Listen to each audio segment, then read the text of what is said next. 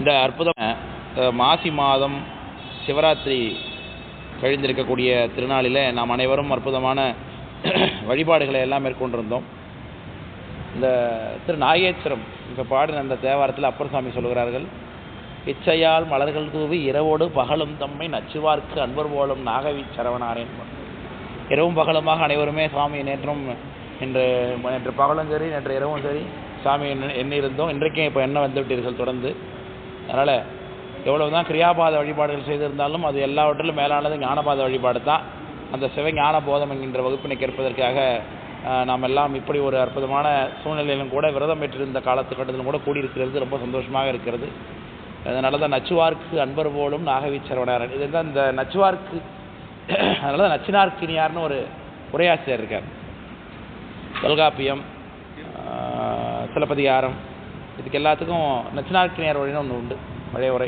அவர் பேர் நச்சினார்க்கினியார், அது சிவபெருமானுடைய பேர் தான். நச்சுவார்க்கு அன்பர் போலும், நச்சுதல்னால் விரும்புதல்னு அர்த்தம். யார் விரும்பினார்களோ அவர்களிடத்தே சுவாமி இஷ்டத்தோடு இருப்பார் என்று சொல்கின்றார். அதனால் நாம் சென்ற வகுப்பு வரைக்கும் அந்த சிவஞான போதத்தில் 8ஆம் சூத்திரத்தில் 2ஆம் அதிகரணம் வரைக்கும் பார்த்து நிறைவு செய்திருந்தோம். இந்த 8ஆம் சூத்திரம் என்பது ஐம்பலவேடர் சூத்திரம், அதாவது குருநாதர் எழுந்தருளக்கூடிய சூத்திரம் என்று சொல்லியிருக்கோம். அதாவது மன்னவனுடைய மகன் வேறிடத்தில் சென்று வளர்ந்து அங்கு தன்னிலை உணர்ந்த பிறகு திரும்பவும் இறைவனுடைய திருவடியை சென்று அடைவது என்பதை பற்றி பேசக்கூடிய அந்த அதிகரணம் இது. இதில் 8ஆம் சூத்திரத்தில் முதல்ல அந்த பட்டு தானே ஐம்பட வேலை அந்த சூத்திரம் தானே. அதில் முதல் அதிகரணமாக தவத்தினில் உணர்த்த என்பதை பற்றி பேசியிருந்தோம். இதில் தவம் என்பது என்ன என்றால் சரியை கிரியை யோகம் ஞானம் என்பது தான் தவம் என்பது இங்கே விளக்கப்பட்டிருந்தது. அடுத்து 2ஆம் சூத்திரத்தில் தம்முதல் குருவுமாய் அந்த சரியை கிரியை யோகம் ஞானம் என்கிற 4 விஷயத்தை உணர்த்துவதற்கு கற்றுக் கொடுப்பதற்கு நமக்கு குருநாதர் உபதேசம் செய்திருந்தால்தான், குருநாதராக எழுந்திரல் இறைவன் வந்தால்தான் நமக்கு அந்த பாக்கியங்கள் கிடைக்கும் என்பதை அந்த சூத்திரத்தில் பேசியிருந்தோம். அதை பற்றி விரிவாக அந்த அதிகரணம் முழுக்க பேசியாச்சு. அதில் முக்கியமாக அந்த பசித்துண்டு பெண்ணும் பசிப்பானை ஒக்கும் இசைத்த வெறிவினையில் இன்பம் இசைத்த இருவினை ஒப்பில் இறப்பில் தவத்தான் மறுவானாம் நாணத்தை என்கின்ற இந்த பாடலில் நாம் செய்யக்கூடிய கர்மங்கள், புண்ணிய கஷேத்திராடனங்கள், தீர்த்தாடனங்கள், இன்னும் சொல்லக்கூடிய 32 அறங்கள் முதலானவற்றெல்லாம் செய்தாலும் அதெல்லாம் கூட ஞான நூல்களில் விதிக்கப்பட்டது தானே, வேதங்களில் விதிக்கப்பட்டது தானே. அவற்றை நாம் பின்பற்றுவதனால நாம் ஏன் முக்தி பெற முடியாது? ஞான நூல்களில் சொல்லப்பட்டிருந்தாலும் கூட அவற்றை ஏன் முக்திக்குரிய கருவிகளாக கொள்வதில்லை என்று சொல்லும் பொழுது அந்த புண்ணியங்கள் எல்லாம் பார்த்தீங்கன்னா பசு புண்ணியம் என்று முடியும். அந்த விஷயங்கள் எல்லாம் நமக்கு பத முக்திகளை தான் கொடுக்கும்.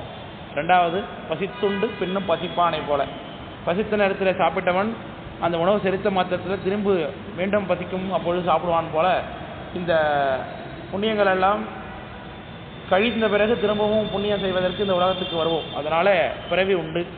அதனால் இந்த பிறவிக்கு வாராத ஒரு சூழலுக்கு நாம் செல்ல வேண்டும். அதனால் அது இறப்பில் தவம் என்பதை தவம் என்பதை அப்படி விளக்கியிருந்தார். அதுக்கடுத்தது குருநாதர் எப்படி மெய்ஞானம் தானே விளையும் விஞ்ஞானங்களுக்கு அஞ்ஞானம் அச்சகலருக்கு குருவாய் மெய்ஞானம் பின் உணர்த்தும் அன்றி பிள்ளையாளருக்கு முன் உணர்த்தும் தான் குருவாய் முன் அப்படிங்கிற பாடலில் குருநாதர் எப்படி தோன்றுகின்றார் இந்த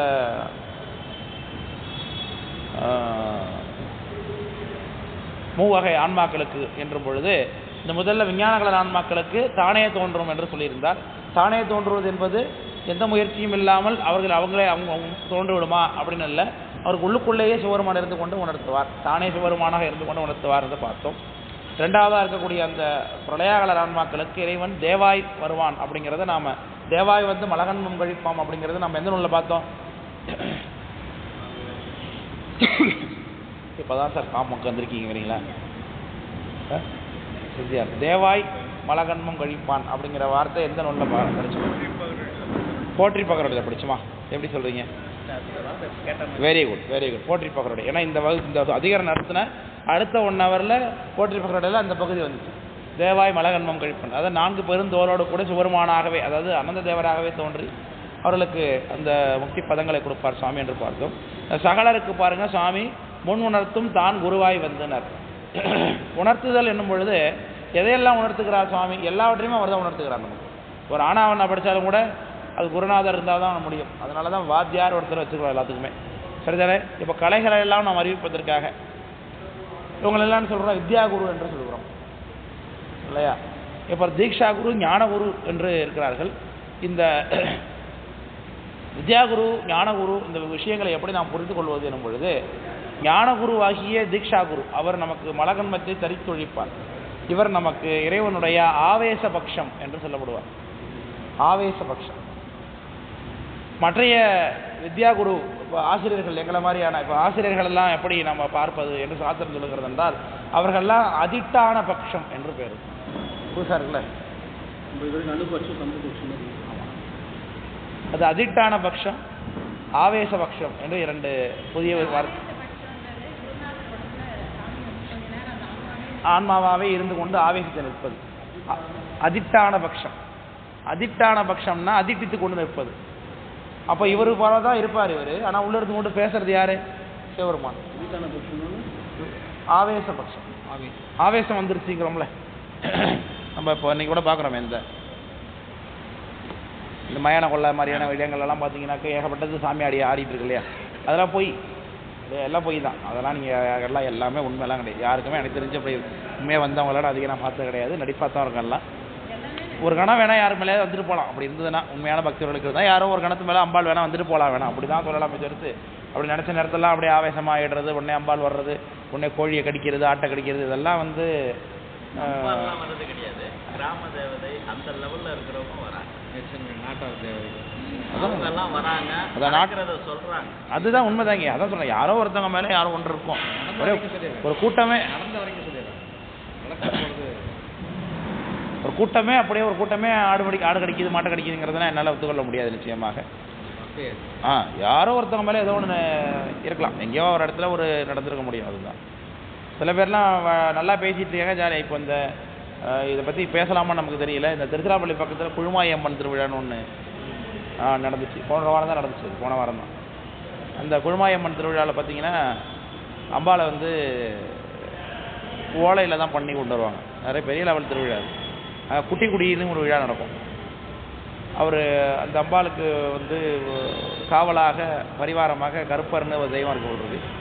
இந்த கருப்பேர் ஆவேசத்து வரக்கூடியவர் குட்டி குடிக்கிறார். அதாவது ஆட்டுக்குட்டியை கொடுத்தா அவர் என்ன பண்ணுறாருன்னா, அந்த கழுத்தை கடித்து அதை நடுப்புற அந்த பூதலை இந்த ஒரு அந்த உணவு குழலோ ஏதோ சம்திங் அல்லது மூச்சு குழலோ அதை கடித்து உருவி தூக்கி இருந்துட்டு அந்த குட்டியை எடுத்து கொடுத்துறாரு. அது துடிக்குது. அதை வந்து அவ்வளோ பேர் அதை ரசித்து பார்க்குறாங்க. இது ஒரு வழிபாடா? இது இந்த வழிபாட்டில் என்ன ஒரு ஞானம் கிடைக்கும் போது என்ன இருக்குது?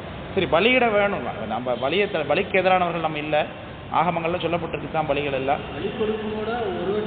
ஆமாம், அப்படித்தான். அதற்கு அந்த வழி துன்பம் தெரியாமல் அதை நமக்கு இறைவனுக்கு அதை சேர்த்து விட வேண்டும் என்றுதான் பார்க்கிறோமே தவிர்த்து, நம்முடைய சாகசங்களை காட்டுவதற்காகவும் நம்மளுடைய வீரதீரங்களை காட்டுவதாகவும் அவர் நல்லா பேசிட்டு இருக்காரு, சிரிச்சுட்டு இருக்காரு, எல்லாத்தையும் பேசியிருக்காரு, டக்குன்னு ஆட்டை கொடுத்து ஆன்னு கடிச்சு தூக்கி போடுறாரு. அதை எப்படி பார்க்கும்போது கொடூரமாக இருக்கிறது. எங்கனம் ஆளும் அருள் என்று தான் நம்ம கேட்க வேண்டியதாக இருக்குது. அதனால் அவர்களெல்லாம் நம்ம எப்படி ஆவேசம் என்று எண்ணிக்கொள்வதுன்னு தெரியவில்லை. ஆனால் ஆவேசம் என்பது நமக்கு பழங்காலத்தில் தமிழகத்தில் உள்ள ஒரு விஷயம்தான். நம்ம பெரிய புராணத்திலே வருகிறது ஆவேசத்தை பற்றி. ஆமாம், பெரிய புராணத்தில் கண்ணப்ப நாயனார் புராணத்தில் காடுற தெய்வங்களுக்கு பூனமில் பலிகள் ஊட்டி உருகடன் வெறியாட்டோடும் உருவிழா எடுத்த பின்னை அப்படின்னு சேகரார் சாமி பண்ணுறாங்க. அந்த வெறியாட்டு என்பது வெறி வந்து ஆடக்கூடியது. தெய்வத்தை ஒரு மனிதர் மீது இறக்கி அவர்களுக்கு தெய்வத்துக்கு செய்ய வேண்டிய படல்களை தான் செய்வது. இது வெறியாட்டு என்று பேர். சொல்றதெல்லாம் காஞ்சிபுரத்தில் நடந்த மாதிரியும் அது மாத்தின மாதிரியும். ஆமாம், இந்த காமாட்சி அப்படிங்கிறது நாட்டுப்புற தெய்வம் தாங்க. நீங்கள் இது காமாட்சி அம்மன் கோயிலும் ஏகப்பட்ட நாட்டு செல்ல ஊரில் குலதெய்வம் கோயிலாக இருக்கும். எங்களுக்கு காமாட்சி அம்மன் தான் குலதெய்வம்பாங்க. எங்கள் காஞ்சிபுரமான கிட்ட இல்லாமல் அது ஊரில் உள்ள சாதாரண ஒரு கன்னியம்மன் மாதிரி ஒரு மாரியம்மன் மாதிரி இருக்கும். அந்த மாதிரி இருந்தது தான் இந்த காமாட்சி அம்மன் கோயில் பழங்காலத்தில் இருந்திருக்கு. ஆனால் அது முன்னாடி நம்ம வைதிக தெய்வமாக இருந்ததா என்னன்னு நமக்கு தெரியல. ஏன்னா நமக்கு நம்ம தேவாரத்தில் திருமுறைகள் இடம்பெற்றிருக்கு. ஆனால் அந்த காமாட்சிங்கிற பேரில் மக்களுடைய வழிபாட்டில் உயிர் பலி பெறக்கூடிய தெய்வமாகவே இருந்திருக்கு. இன்னும் சொல்ல போனால் கந்த புராணத்தில் கருமாரி பாய்தல் அப்படின்னு சொல்லி ஒரு வழிபாடே காமாட்சி அம்மனுக்கு இருந்ததாக கந்த புராணமே பதிவு பண்ணுவார். கருமாரி பாய்தல்னா என்னன்னாக்க, காஞ்சிபுரம் காமாட்சி அம்மனுக்காக தன்னை நேர்ந்து கொண்டு இருக்கக்கூடிய ஒரு கர்ப்பிணி பெண், அவள் ஏதாவது வேண்டியிருக்கிறா அம்பாள்கிட்ட நடக்குது அப்படின்னாக்க, அல்லது காணிக்கையாக தன்னை எப்படி கொடுத்து கொள்வாள்னா, கர்ப்பிணியாக இருக்கிறவன் அவள் அம்பாளுக்கு தன்னை காணிக்கையாக கொடுத்துருக்கக்கூடிய ஒரு வழிபாடு இருந்திருக்கு. அது எப்படி கொடுத்துருக்கான்னா, மேலே கோபுரத்து மேலே ஏறி மேலே தலைகீழே கீழே குதித்து தன்னுடைய உயிரை அம்பாளுக்கு பலியாக கொடுக்கறது அப்படின்னு சொல்லி கருமாரி பாய்தல்னு அதுக்கு பேர். இதை பற்றி கச்சியப்ப சிவாச்சாரியர் கந்த புராணத்திலே பதிவு பண்ணுகிறார். ஆமாம், காஞ்சிபுரத்தில் வந்துருந்தாங்க. இந்த மாதிரியான வழிபாடுகள்லாம் நமக்கு இப்போ இதுலேயே இருக்கே, திருவாசகத்திலே வருவார். திருவாசகத்திலே வரும். திருவாசகத்திலே தீயில் வீழ்கிலேன், தின்வரை உருள்கிலேன், தலைக்கீரேன், முட்டேன் அப்படின்லாம்.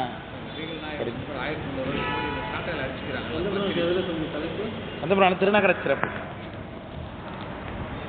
அதான். அதனால் அப்படி ஒரு வழக்கம் அங்கே இருந்ததாக சொல்லப்படுகிறது. இதெல்லாம் ஆவேசம். நம்ம திருவாசகத்திலேயும் கூட அப்படி சொல்லப்பட்டிருக்கு. தீயில் வீழ்கிலேன், தின்வரை உருள்கிலேன் அப்படின்லாம் மணிவாசக பெருமான் தெய்வத்துக்காக தன்னோட சாக்ரிஃபைஸ் தியாகம் பண்ணிக்கொள்வது, உயிரையும் உடலையும் தியாகம் செய்து கொள்வது தன்னுடைய வழிபாடு கடவுளுக்காக என்பது நம்முடைய தமிழகத்தில் பழங்காலத்திலிருந்து இருக்கக்கூடிய ஒரு மரபு தான். அதனால் இன்றைக்கு வேறு உயிர்களுடைய உயிரை எடுத்து தான் இன்றைக்கி வழிபாடு செய்கிறோம் இல்லையா? பல உயிர்கள் தன்னோட உயிரை கொடுத்து வழிபாடு செய்கிறவனே இன்றைக்கி பார்க்க முடியல தமிழ்நாட்டில். வேறு உயிர்களை எடுத்து தான், எளிய உயிர்கள், வாயில்லா உயிர்களை கொண்டு போய் அது பலியிட்டு அது மூலமாக, அது கொடூரமான. ஆமாம், உண்டு. அது ரொம்ப சகஜம் தான் பழங்காலத்தில். அது இதிலெல்லாம் பார்த்தீங்கன்னா தொல்லுமறி துவளங்குட்டின்லாம் உண்டு. சவுத்துலலாம் சுடலமாடன் ஒரு தெய்வம் உண்டு. அந்த தெய்வத்துக்கு துள்ளுமறி துவளங்குட்டின்னு பேர். அதெல்லாம் ஒன்றா சேர்ந்த கேஸ் தான். துள்ளுமறினாக்க இந்த துள்ளி குதித்து ஓடுது பாருங்க ஆட்டுக்குட்டி, அதை பலியாக கொடுக்கறது. துவளங்குட்டினா என்னன்னாக்க நல்ல நிறமாசம் ஆட்டை கொண்டு வந்து உயிரோடு அது மார்பை கீறி, மார்புலேருந்து வயிறு வரைக்கும் கீறி அந்த உள்ளே இருக்க பாருங்க குட்டி தோலை அதை எடுத்து பலிபடத்தில் வைக்கிறது. இதெல்லாம் அந்த தெய்வங்கள் விரும்பி ஏற்கக்கூடிய பலிகளாக அவர்களுடைய கதைகளில் இப்போ காட்டப்படுகிறது. ஆமாம், அதான் அந்த தெய்வங்களுக்கு அதுதான். அதெல்லாம் ஆன்மாக்கள் தானே, அதுதான். அதை நம்பி போனால் அது கேட்குறத கொடுத்தாகணும். அப்படி இல்லைனாக்க நான் விற்க வேண்டியதான். அதனால் சில்லாண்டு சிதையும் சிறுதேவர் சிறுநெறி சேராலே பல்லாண்டு நம்ம பதங்கடந்தானுக்கே பல்லாண்டு கூறுதுமே சாமி வழிபாடு செய்ய வேண்டியது தான். சரி, அதனால் இப்போ அந்த ஆவேசபட்சம் அதிட்டான பட்சம் அதை சொல்லிட்டு இருந்தேன். அதனால் அப்படி இருக்கிறது. அடுத்ததாக அறிவிக்கன்றி அறியாவுலங்கள் செரியுமாம் முன்பின் குறைகள் நெறியில் உரையடையா சொற்கொள்ளார் கொள்பவத்தன் வீடு என் குறைவில் சகன் சூழ் கொள்பவர்க்கு. அதனால் குருநாதர் சகன் என்கின்ற பெயரிலே வருவான் என்பதை அந்த இதில் பார்த்துருந்தோம். அதனால் இல்லா முளைப்பாலும் கண்ணீரும் ஏந்திழைப்பால் நல்லாய் உழவாமல் நீர்நிழல் போல் இல்லா அருவாகின்றானே யார் அறிவார் தானே உருவாகி தோன்றானேல் உற்று என்று குருநாதர் தோன்றவில்லை என்றால் நமக்கு எதுவுமே கிடைக்காது. குருநாதர் தோன்றிய மாத்திரத்தில் அது வரைக்கும் காகிடத்தை இல்லாத பால் தானே ஊர்மா போல குருநாதரிடத்தை அருள் உண்டாகும் என்று சொல்லுகிறார். அதனால் இன்றைக்கு நாம் பார்க்க இருக்கக்கூடிய இந்த பாடல்கள் இந்த ஐம்புல வேடல் அதிகரணம் என்கின்ற அதிகரணம். இது 8:3:1 என்கின்ற பாட்டை நாம் பார்க்க போகிறோம். அதனால் இந்த அதிகரணம் இது 4வது அதிகரணம். 3வது அதிகரணம். இந்த 3வது அதிகரணம் ஐம்புல வேடர் என்பது யார்? இந்த புலன்களிலே மாட்டிக்கொண்டு உயிரானது எப்படி துன்பத்திற்கு ஆளாகின்றது, இதை பற்றி நாம் பேசுகின்றோம். அனாதி கேவல நிலையிலே உயிர்கள் நமக்கு புலன்கள் இல்லாமல் இருந்தது. ஆனால் அப்பவும் உயிர்கள் அதாவது ஆக்டிவேஷன் இல்லாமல் இருந்துச்சு. சகல நிலையிலே உயிருக்கு உடல் கொடுக்கப்பட்ட உடனே புலனிடத்தை போய் சென்று மாட்டிக்கொண்டது. சரிதானே? அதனால் புலன்கடத்தை மாட்டிக்கொண்டதுனாலே தானே தன்னுடைய உடம்பை தான் முதல்ல உயிர் அனுபவப்படுகிறது. அதனால் அந்த அனுபவப்படக்கூடியதாய் உடம்பையே தானாக கருதி கொண்டு அதற்கு உட்பட்டவனாகத்தான் தன்னை எப்பொழுதும் உயிர் பாவித்துக் கொள்கிறது. அதனால் இந்த ஐம்புலர் வேடர் என்று சொல்கிறார்கள். இந்த அதிகரணத்துக்குரிய விஷயம் என்னன்னா ஐம்புல வேடர் என்பதை பற்றி தான். இதில் முதல்ல வரக்கூடிய பாடல் வெண்பா பாருங்க. அதுக்குரிய இந்த அதிகரணத்துக்குரிய மேற்கோள் என்ன அப்படின்னா, ஒரே பாட்டு தான் இருக்கா இருக்கு. ஆமாம், சரி. இதுக்கான மேற்கோள் இனி ஆன்மாக்கள் ஐயுணர்வுகளால் மயங்கி தம்மை உணராது என்றது. ஆமாம். ஸோ அதனால் ஆன்மாவுடைய வடிவம் என்ன, விஷயம் என்ன? ஆன்மா 1-2 சார்ந்து இருக்கும். 1 இறைவனை சார்ந்திருக்க வேண்டும், அப்படி இல்லைன்னா பாசத்தை சார்ந்திருக்க வேண்டும். 2மே சாராத விஷயத்தில் உயிருக்கு ஒரு தன்மை அப்படி ஒரு தன்மை இல்லை இல்லையா? ஏதாவது ஒன்று இருந்தால் ஏதாவது ஒன்றத்தில் தான் இருக்கும் இல்லையா? அப்படி ஒன்று இல்லை அப்படின்னு நினைக்கவே முடியாது இல்லையா? ஏன்னா உயிருக்கு தனித்தன்மையோடு தோன்றக்கூடிய தன்மை எப்பொழுதுமே இல்லை. அது எப்பொழுதும் சார்ந்ததான் வண்ணமும் தன்மையோடு தான் இருக்கும். அதனால் எதை சார்ந்திருக்கிறது என்பதை தான் நாம் பார்க்க வேண்டும். இது அனாதியிலிருந்து யாராவது சார்ந்திருக்கு? பாசத்தை தான் சார்ந்திருக்கு. அதனால் இனி ஆன்மாக்கள் ஐயுணர்வுகளால் மயங்கி, ஐயுணர்வு என்பது அச்ச உணர்வு இல்லையா? அச்சுணர்வு என்பது நிலையற்ற வாழ்க்கை, இதில் இருக்கக்கூடிய சிற்றின்ப வாழ்க்கையை உண்மை என்று நினைத்து கொண்டு அது மயங்கி வாழ்வது. இதில் தான் அந்த ஐயுதனால மயங்கி தம்மை உணராதுன்னா தான் இதுதான் அப்படிங்கிறத உணராது. சார் ஒரு அறிவுடைய பொருள் தம் ஆனந்தமயமாக இருக்கலாம், இறைவனுடைய திருவிடை சென்று அடையலாம். இது எப்படி உட்கொள்வது? ஒரு ராஜாவினுடைய குழந்தை காட்டுவாசியின் இடத்தை சிக்கி இருக்கும் பொழுது காட்டுவாசியினுடைய பிள்ளையாக வசித்து கொண்டிருக்கக்கூடிய குழந்தை தன்னை காட்டுவாசியாகத்தான் உணர்ந்து கொண்டிருக்கும்.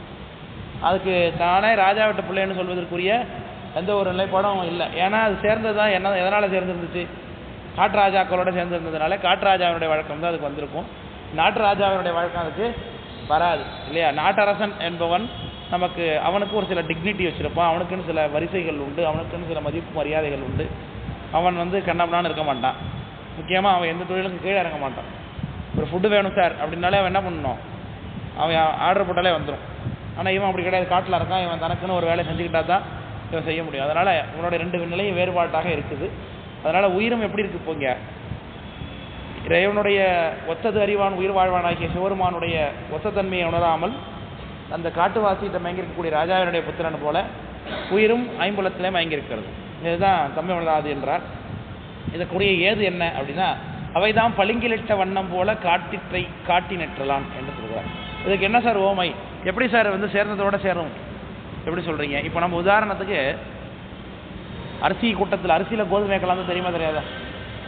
தெரிஞ்சு போயிடும். என்ன சொன்னா உங்கள் ஃபோன் அடிக்குதா? உங்கள் ஃபோன் அடிச்சா அந்த பட்டு தான் ஓடும், தெரியுமா தெரியாது உங்களுக்கு? இதே தான் காரணேஸ்வர சாமி கோயில்லையும் ஓடும், அலாரம் அடிக்கிறது உங்களுக்கு. அதனால் 1 ஹவருக்கு ஒரு தடவை ரூமில் இருந்தால் உங்களை அனுப்ப வந்துடும். எனக்கு இந்த பாட்டு ஓட வச்சுன்னா உடனே ஒரு அதனால் எங்கே ஓடுது? இங்கே அலாரம் வச்சுட்டாங்களா? வெளியில் படிக்குமா? ஒரு மணி நேரம் 1/2 மணி நேரம் 1/4 மணி நேரம் பேசிகிட்டே இருக்கும். அது 5 நிமிஷம் ஒரு பாட்டு பதிவு.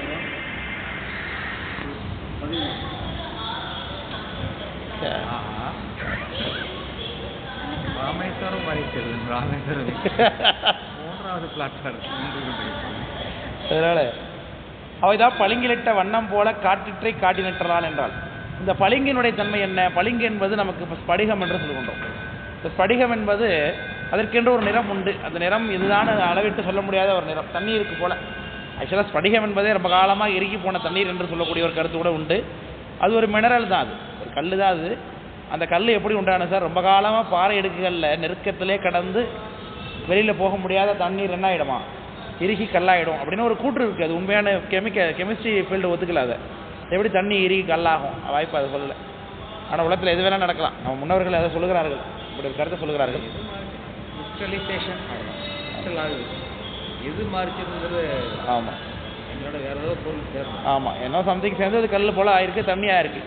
ஒரிஜினல் ஸ்படிகத்தை எப்படி கண்டுபிடிக்கிறது அப்படின்னா, ஸ்படிகத்தில் உள்ள ஒரு பொருளை தூக்கி நீங்கள் தண்ணியில் ஒரு பாத்திரத்தில் தண்ணி வச்சு அந்த தண்ணியில் போட்டிங்கன்னா அந்த பொருள் உங்களுக்கு தெரியாது. ஸ்படிகலிங்கமாக இல்லையாங்கிறத கண்டுபிடிக்கிறதுக்கு ஸ்படிகலிங்கத்தை வாங்கி தண்ணி பாத்திரத்தில் போட்டுட்டிங்கன்னா, தண்ணி முழுசாக இருக்கிற பாத்திரத்துள்ள, அப்போ உங்களுக்கு அந்த தண்ணி தான் திரும்பி தவிர்த்து ஸ்படிகம் தெரியவே தெரியாது.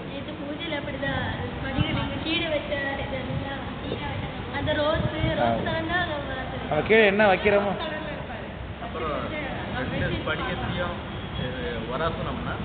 ஆமாம், ஸ்பார்க் வரும். அதனால் அந்த ஆற்றலை இழுத்து வைத்துக் கொள்ளக்கூடிய தன்மை ஸ்படிகத்துக்கு உண்டு. தன்னை பிரதிபலிக்கக்கூடிய தன்னிடத்தை எதை காட்டுகிறதோ அதை அப்படியே பிரதிபலிக்கக்கூடிய தன்மை ஸ்படிகத்துக்கு உண்டு. அதனால தான் ஸ்படிகத்தில் நம்ம சிவபூஜை பண்ணுவது ரொம்ப விசேஷம். நம்முடைய ஆன்மாவை தான் அதில் பூசிக்கிறோம். நம்ம ஆன்மா வடிவமாக இருக்கக்கூடிய சுவாமியை தான் அதில் பூசிக்கிறோம்.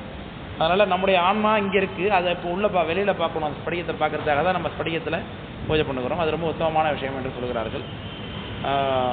அந்த ஸ்படிகமானது பக்கத்தில் சார்ந்து எதை தோன்றுகிறதோ அந்த நிறம் அந்த ஸ்படிகத்தில் தெரியும். அதான் காட்டிற்றை காட்டி நிற்கலாம். எதை காட்டுகிறதோ பக்கத்தில் இருந்து அதையே அது காட்டி நிற்கும். இதுதான் உயிருக்குரிய தன்மை. உயிர் ஸ்படிகம் போல எதை சார்ந்து நிற்கிறதோ அதோட தன்மையை சார்ந்து நிற்கும். அவை தான் பளிங்கிலிட்ட வண்ணம் போல என்றான். விளக்கம் புரியுதுங்களா? இது ஏது? சரி, இப்போ அடுத்து நம்ம பார்க்கக்கூடிய வெண்பாவுக்குரிய தோற்றுவாய் என்ன, ஏன் இந்த வெண்பா இப்போ எழுதிருக்கு அப்படிங்கிறத சொல்கிறேன். இந்த அதிகரணத்துக்கு இந்த வெண்பா ஏன் போட்டிருக்கார் அப்படின்னும் பொழுது,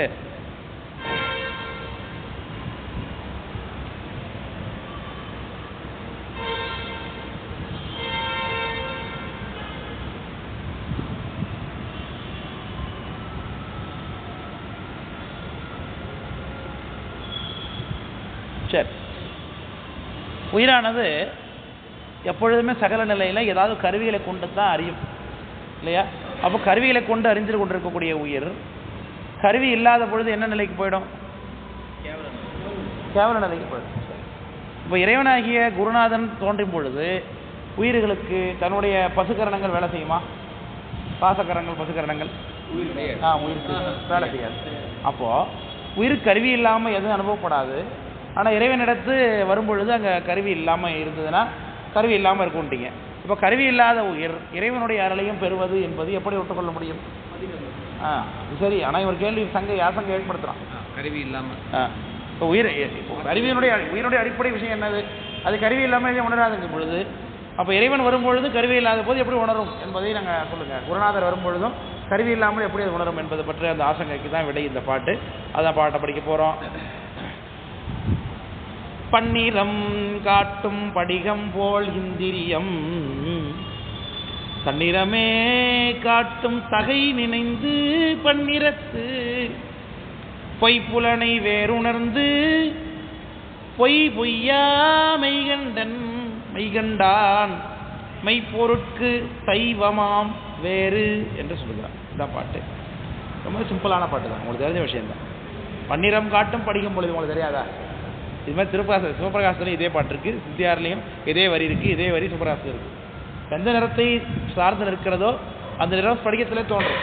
அதான் பன்னிரம் காட்டும் படிகம் போல் இந்திரியம் தன்னிறமே காட்டும். உயிரானது தேர்ந்தெடுக்கக்கூடிய உடம்புடைய நிறத்தையே தன்னுடைய நிறமாக பாவித்துக் கொள்ளும். இந்திரியன் தன்னிறமே காட்டும் தகை நினைந்து பன்னிரத்து பொய் புலன். புலன் பாருங்க, பன்னிரத்து பொய் புலன்னார். புலனை சொல்லும் பொழுது என்னடை சொல்லுகிறார்? பொய் புலன் என்று சொல்லுகிறார். அது என்னது? பன்னிரம்னார். 5 புலனாக இருந்தாலும் 5ம் பல கோடி மாயா சக்திகளோடு தொடர்பு கொண்டு நமக்கு வேறு வேறு விதமாய் 100 வேதமாய் திரிக்கும்னு சொல்லுகிறோம் இல்லையா? தெய்வம் என்பதோ சித்தம் உண்டாகி அப்படின்னு வந்ததுக்கு பிறகு தான் மாயா காரியங்கள் வருவீங்களா அதிகம் வேலை செய்யும். தெய்வத்திலிருந்து பிரிப்பதற்காக மணிவாச பெருமான் சொல்லுகிறார். அதனால் 100 கோடி மாயா சக்திகள் வேறு வேறுதம் மாயைகள் செய்தன என்று அதில் காட்டியிருக்கிறார். அதனால் அந்த பொய்ப்புலனை வேறு அப்போது உயிரானது என்ன பண்ணும்? பொய்ப்புலனாகிய அந்த உடம்பு தன்னிலிருந்து வேறானது என்பதை முதல்ல உணர்ந்து கொள்ளும். இதுதான் முதல் அடிப்படை பக்குவமே. சரிதானே? உயிரானது குருநாதரை கண்ட இடத்திலே காணும் இடத்திலே முதல்ல என்ன அனுபவத்தை பெற வேண்டும்? முதல்ல அதுக்கு இருக்க வேண்டிய அடிப்படை அறிவு என்ன? உயிரும் தன்னுடைய உடம்புவாகி அந்த அந்த புலன்களும் வேறு வேறு. நான் வேற, அது வேற, அது எனக்கும் சம்மந்தம் இல்லை. நான் ஏதோ ஒரு காரணத்தினால இங்கே தங்கியிருக்கிறேன். ஆமாம், அது என்பதை புரிந்து கொள்வது. இதுதான் ஐம்புல வேடரில் இருக்கக்கூடிய ராஜாவினுடைய பிள்ளை ராஜாவுடைய பிள்ளை என்பதை முதல்ல அறியறது. எப்படி உணர்ந்து கொள்ளும்?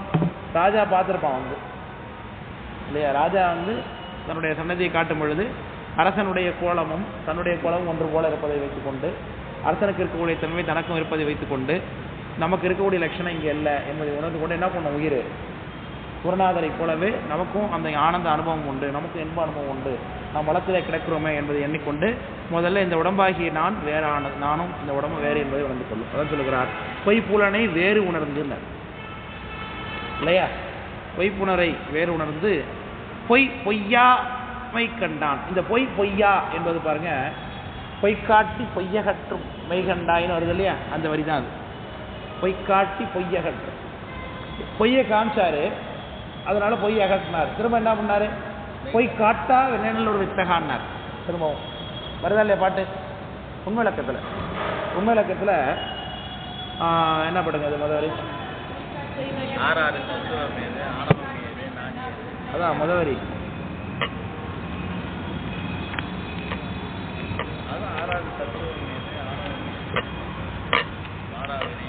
அடுத்த பாட்டு பொய்காட்டி பொய்யகற்றி போதானந்த பொருளாம் மெய்காட்டும் மெய்கண்டாய் விண்ணப்பம். அதான் பாட்டு 251 பக்கம். மெய்காட்டு மெய்கண்டாய் விண்ணப்பம் பொய்காட்டாமையா திருவெண்ணை வித்தகா சுத்தவினா ஐயா நீதான் கேட்டதுங்கிறது பாட்டு. இல்லை பொய்காட்டி பொய்யகற்றி அப்படின்றார். பொய்யை அகற்றுவது எதை வச்சு காட்டுறார்? பொய்யை காட்டி தான் பொய்யை அகற்றுறார். அது என்ன பொய் காட்டினார்? என்ன பொய் காட்டினார்? பொய் காட்டி பொய் அகற்றினார். என்ன பொய்யை காட்டுறதுனால பொய் அகலும்? கண்மம் மாயை என்கின்ற பொய்யை காட்டுறதுனால ஆணவம் என்கின்ற பொய் அகலும். அதான் பொய் காட்டி பொய்யை கட்டுறான். பொய்யை கற்றி போதானந்த பொருளாம் மெய்கண்டாய் பின்னப்பம்னார். இப்போ பொய் காட்டினது உண்மை தானே? முதல் வரிப்படி திரும்பவும் பொய் காட்டா மெய்யான்னார். இப்போ பொய் காட்டினாரா பொய் காட்டலையா? பொய் காட்டி பொய்யை அகற்றிட்டாரு. அப்புறம் சொல்லப்பட்டது மெய்யை காட்டுறாரு. அங்கே பொய்யை காட்டாம மெய்யே காட்டுறாரு. அது புரிஞ்சா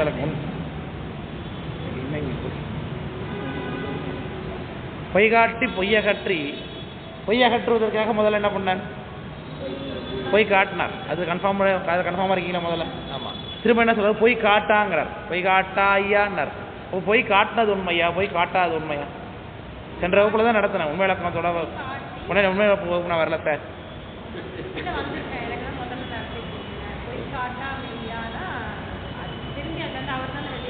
பொய் இல்லாத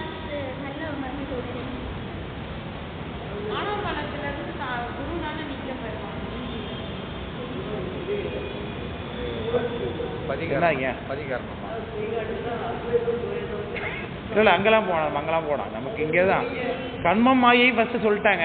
அதுக்கப்புறம் திரும்பி அங்கேயே நிற்கிறீங்க. அது என்னது? பொய் அப்படிங்கும்போது திரும்பி பொய்யை காட்டினாரு. திரும்பி பொய் காட்டானார என்ன காரணம்? அது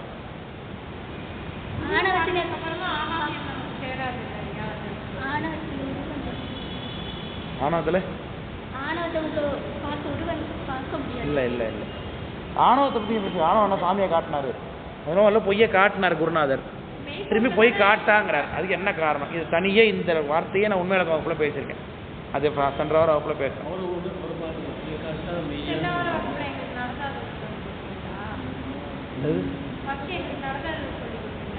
நான் உங்களுக்கு உண்மையில நானா எடுத்த முன்னாடி அப்போ உங்களை இடத்துல தான் சொல்லி கொடுத்துருப்பேன்.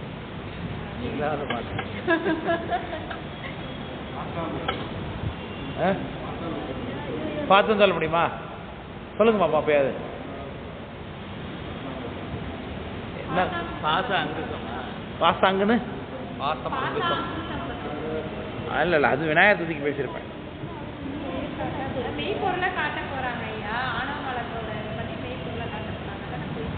நான் அதை கேட்கலைங்க. பொய் காட்டின்னு சொல்லியிருக்காருல தொடக்கத்தில்.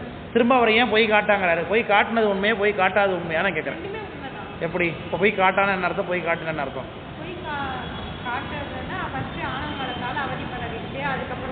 தப்பு தப்பு. ஆணவமலை தான் அவதிப்பட விட்டது யாரு? உயிரை சாமியா? அப்புறம் எப்படி சொல்றீங்க? சரி பொய் காட்டாமையா சொன்னா அவர் உண்மையா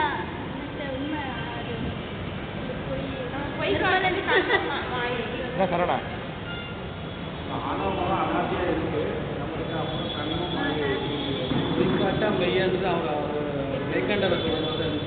அதுதாங்க நான் சொல்றேன். மெய்கண்டார் தான் சொல்றாங்க. மெய்கண்டார் தான் அவர் பொய் காட்டினது உண்மையா பொய் காட்டாது உண்மையான கேள்வி கேட்கிறேன்.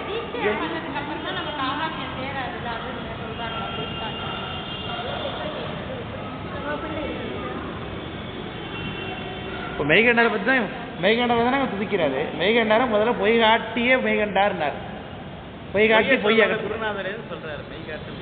செகண்ட் திரும்பி பொய் காட்டாதவர்னார். பொய் காட்டினது உண்மையா பொய் காட்டாது உண்மையா?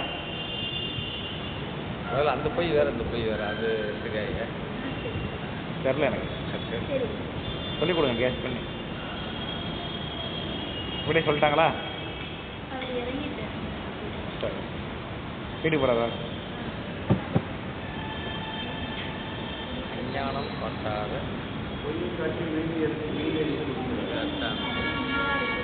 பொய்யை காட்டி அதுதான் சொல்லிட்டாங்களே கண்மமாயே கூட்டினாரு அப்படிங்கிறது. அதுதானே மெயினரி கூட்டுறாரு. திரும்பி பொய் காட்டினா பொய் காட்டானே ஏன் சொன்னார்?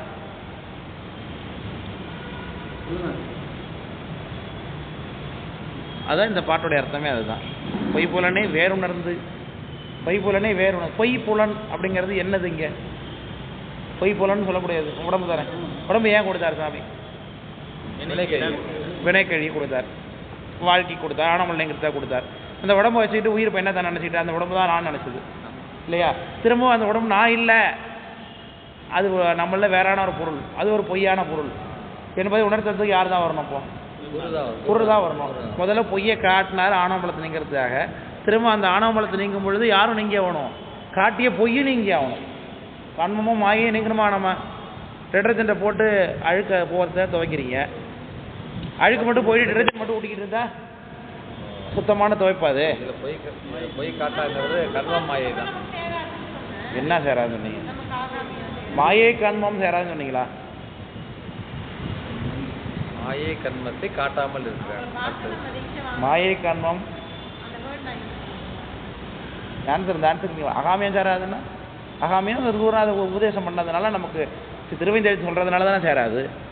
பொய் காட்டா அப்படிங்கிறதுக்கு என்ன அர்த்தம் அப்படின்னு நான் கேட்டேன். காட்டிய பொய்யையே திரும்ப அது என்னன்னு சொன்ன வச்சார், பொய்யின்னு உணர வச்சார். திரும்ப முதல்ல ஒரு பொருளை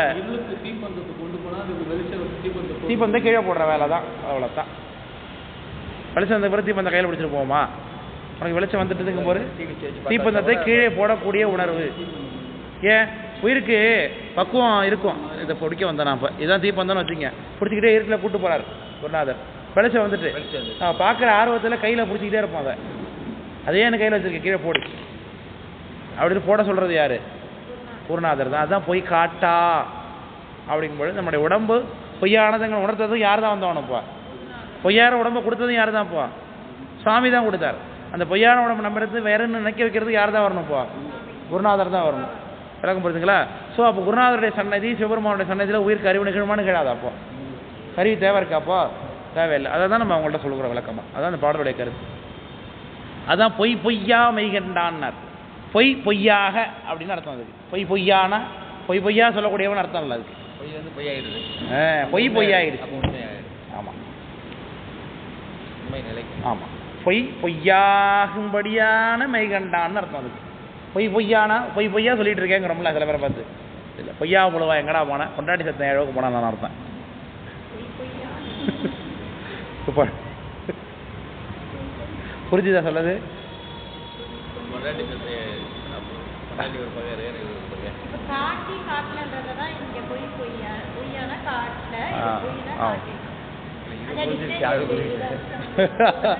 ஒருத்தரப்ப பொய் பொய் சொல்லுவானா அவன். அதான் பொய்யா புழுவா எங்கடா போனான்னு. எங்கே போனேன் என்ன இந்த இடத்துக்கு போயிட்டு வந்தேங்க, முக்கியமான டெத்துங்க. எப்போ முக்கியமான டெத்து யாரும் போனேன், என் ஒய்ஃப் செத்துட்டாங்க, அதான் போயிட்டு வரேன் அப்படின்னு நானும். அது பொய்யா உண்மையா? டெத்துக்கு போயிட்டுற கதையாது. எடுத்துட்டா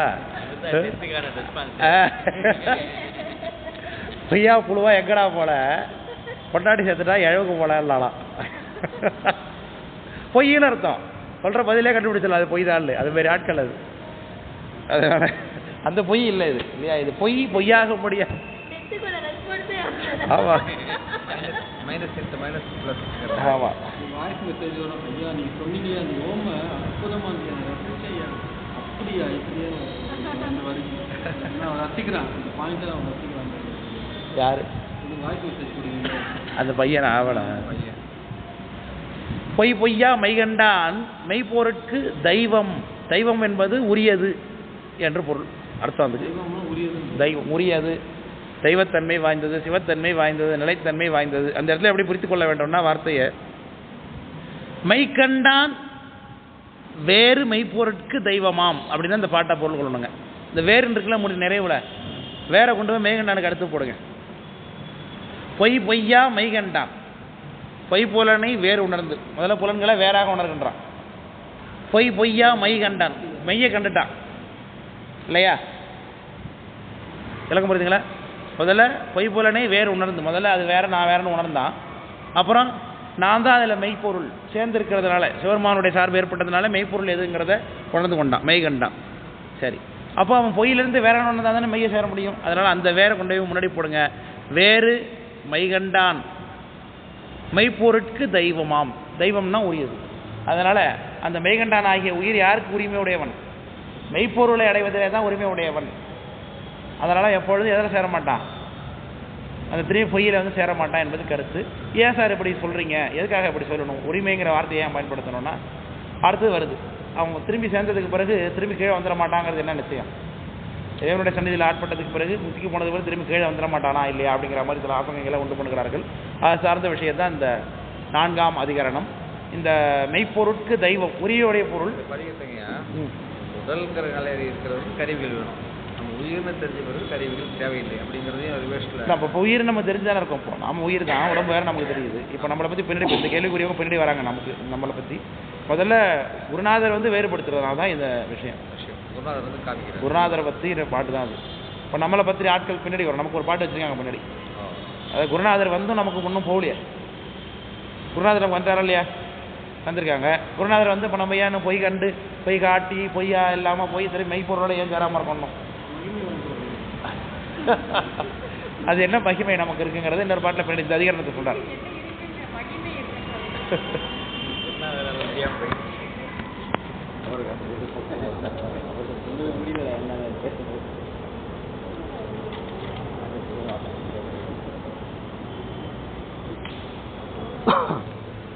அதனால் அடுத்து 4ஆம் அதிகரணம். இந்த 4ஆம் அதிகரணம் பாருங்கள், சூத்திரத்தில் உள்ள விட்டு அரண்கழல் செல்லும் என்ற அந்த விஷயத்தை தான் அந்த 4ஆம் அதிகரணமாக பேசியிருக்காங்க.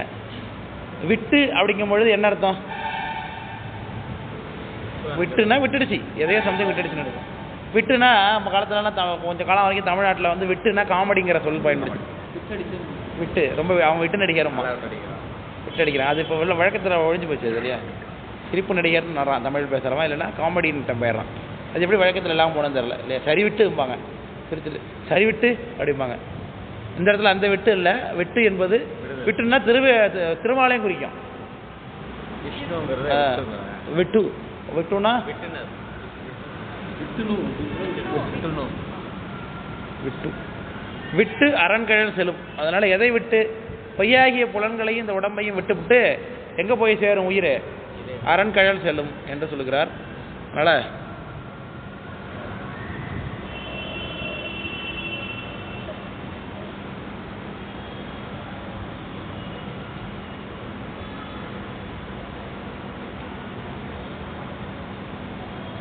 இந்த 4ஆம் அதிகரணத்தை எதை பற்றி பேசுகிறாங்கன்னா, இந்த பேதவாத செய்வர்கள் என்கின்ற இந்த பேதவாத செய்வர்கள் என்ன சொல்கிறாங்கன்னா, அந்த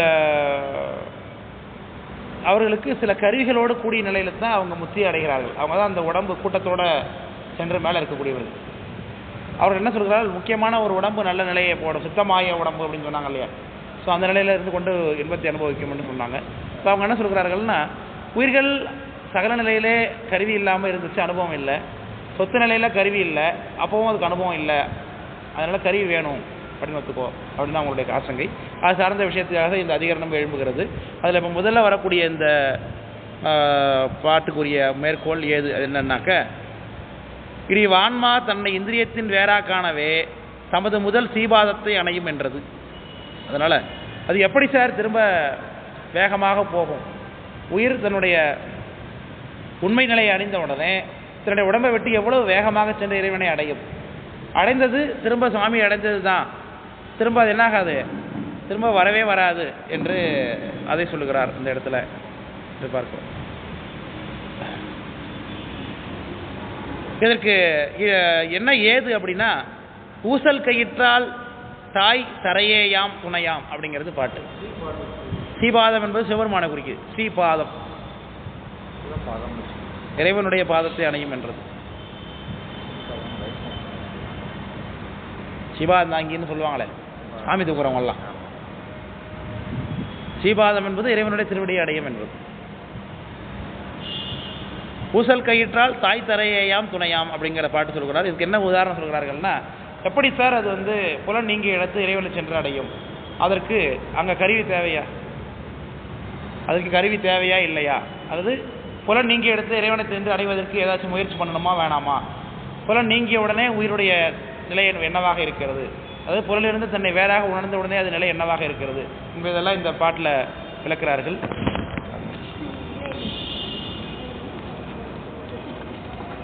இப்போ என்ன உதாரணம் சொல்கிறார்கள்னா, ஊஞ்சல் ஆடக்கூடியவன் ஊஞ்சல் ஆடிக்கொண்டிருக்கும் பொழுது திடீர்னு கயிறு அறுந்து போச்சுன்னா அந்த ஊஞ்சல் என்ன ஆகும்? தரையில் வந்து போகும் இல்லையா? அது எவ்வளோ வேகமாக வந்து தரையடைகிறதோ அதுபோல் உயிரானது என்ன செய்யும்? எப்பொழுது தன்னிலிருந்து புலனை வேறாக எண்ண ஆரம்பிக்கிறதோ, அந்த உணர்ச்சி எப்பொழுது உண்டாகிறதோ, அடுத்த வினாடியே எப்படி ஊஞ்சல் கயிறு அறுந்த மாத்திரத்திலே ஊஞ்சல் தரையை வந்து அடைகிறதோ, அதே போல் இறைவனுடைய திருவடியை உயிர் சென்று அடையும் அப்படின்னு உதாரணம் காட்டுகிறார். இது வந்து ஏது, இந்த 4ஆம் அதிகாரத்துக்கு ஏது. ஊசல் கயிற்றில் தாய் தரையேயாம் துணையாம். தாய் தரையேயாம் துணையாம்னார். இப்போ என்ன அற்புதமான உதாரணம் அதுக்கு ஏதுக்கு என்ன வரி போட்டுருக்குறாங்கன்னா, ஊசல் கயிற்றால் தாய் தரை. அது என்ன தாய் தரை? தாய் தானே சப்போர்ட். எதுக்கு? ஊசலை தாங்கிறது. ஊஞ்சல் நிற்கிறது. Very good very good. ஊஞ்சல் நிற்கிறதுக்கே யாரும் சப்போர்ட்டுப்பா? இப்போ அப்போ உள்ள இதெல்லாம் அற்புதமான உதாரணம். சாமிக்குள்ளே தான் நம்ம இருக்கிறோம், ஆனாலும் தனிப்பட்ட ஒரு கட்டுக்குள்ளே இருக்கிறோம் நம்ம. இப்போ சாமிக்குள்ளே தான் மலமும் வியாபாரங்கிறது ஒரு முக்கியமான உதாரணம் அது இல்லையா?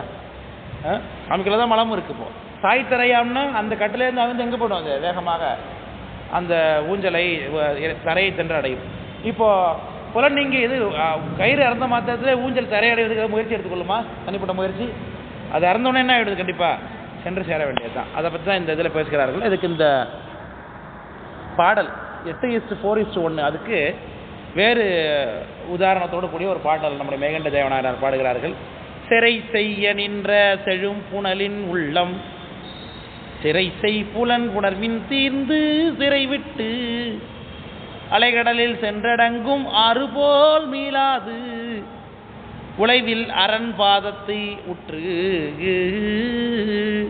இது எது சொல்கிறார்கள்னா, கருவியை நீங்க இடத்துல இப்போ உயிரானது புலன்களை நீங்குவதை பற்றி நான் பேசுவோம் சார். எப்போ சார் நீங்கும்? இரவு தூங்கும் போது நீங்குமா புலன்கள் உயிருக்கு? எப்படி நீங்குது? ஒன்று ஒன்றா ஒரு அவத்தையில் நீங்கி போயிடுது. அப்போ திரும்ப நாளைக்கு பொழுது உடனே திரும்பி கருவிகளை பற்றுமா பற்றாதா? பற்றும். அப்போ உயிரானது தன்னுடைய புலன்களை விடுவதையும் பற்றுவதையும் ஒரு வாடிக்கையாக வச்சிருக்க எப்பொழுதுமே. தினப்படியாக ஒரு வாடிக்கையாக வச்சிருக்கோம். நம்ம தன்னுடைய புலன்களை விடுறதையும் திரும்ப பற்றி கொள்வதையும் வாடிக்கையாக வைத்துக் கொள்கிறோம். அப்போது நீங்கள் இறைவனுடைய அயரா அன்பின் அரண்களில் செல்லும் பொழுது கூட உயிரானது புலனை விட்டுட்டு தான் போகணும்னு சொல்கிறீங்க சார். இரவு நேரங்களில் ஆணவ மடத்தில் சென்று பற்றி கொள்ளக்கூடிய உயிர் எப்படி புலன்களை விட்டுக்கொண்டு திரும்பி மறுநாள் வந்து பற்றி கொள்கிறதோ, அதுபோல் இறைவனுடைய திருவடியை அடைந்த உயிரானது திரும்ப வந்து பற்றி கொள்ளும் என்று சொன்னால் என்ன? உயிருக்கு தான் அப்படி தன்மை இருக்கே, உண்டா இல்லையா? இரவு நேரத்தில் விட்டுட்டு போன புலனை என்ன பண்ணுது? மறுநாள் காலையில் வந்து பிடிச்சிக்குது. அதுபோல் இறைவன் இடத்துல போகும்போது விட்டுட்டு போன புலனை திரும்ப வந்து பிடிச்சிக்கும் அப்படின்னு சொன்னால் என்ன தப்பு அப்படின்னு ஒரு கேள்வி எழுப்புகிறார்கள். அந்த கேள்விக்கு தான் இந்த பாட்டை வெளியே அனுப்பிச்சிருக்கார் சார். போகிறது என்பது இந்த இரவு நேரத்தில் போயிட்டு வருது அந்த மாதிரி கிடையாது. அது போனது தான், விட்டுட்டு தான். அதுக்கு தான் உதாரணம் சொல்கிறாங்க. ஊஞ்சல் கயிறு இறந்த உதாரணம் அதுக்கு தான் சொல்கிறாங்க. அதுக்கு வேறு உதாரணம் சொல்கிறார். சிறை செய்ய நின்ற செழும்புணல்னர். தண்ணீரை எங்கே சிறைப்படுத்துவோம்? டேமில் இந்த ஷட்டர்ஸ் பால் அப்படின்னு சொல்கிறோம் இல்லையா? ஷட்டர்ஸ் வைப்பாங்க. அதில் தண்ணீர் என்ன பண்ணுவாங்க? உயர்த்தி கட்டி மடையை உயர்த்தி கட்டி தண்ணியை வச்சு நிறுத்தி வச்சுருப்பாங்க. தண்ணியை அதை திறந்து விட்டோன்னா என்ன பண்ணும்? அது ஒவ்வொருத்தான் வேகமாக எங்கே போயிடும்? கடலில் போய் கலந்துரும். கடலில் போய் கலந்த தண்ணி திரும்பி ஆற்று தண்ணியை திரும்பி வருமா கீழே? இல்லை, நான் கேட்குற கேள்வி நல்லா புரிஞ்சுக்கணும். ஆற்று தண்ணியாக வருமா ஆற்றுக்கு வருமானு நான் கேட்டேன். ஆற்றுக்கு வரும், அது வேற டாபிக். நான் அதை பற்றி பேசுகிறேன். நான் கேட்குறேன், ஆற்று தண்ணியாக வருமா? இங்கேருந்து போன தண்ணி போனாலும் போயணும்னா என்ன ஆகிடும்? வந்துடும். அது உப்பு தண்ணியாக தான் வரும். நிச்சயமாக போன மாதிரி என்ன பண்ணாது? அது வரவே வராது. அதுதான் அந்த பாட்டுக்கு உதாரணம் காட்டுறேன். இந்த உதாரணத்தை நிறைய இடத்துல சொல்லியிருக்காங்க. அதே மாதிரி இந்த கலெக்டர் படியா? Very good very good. என்ன பாட்டு அது?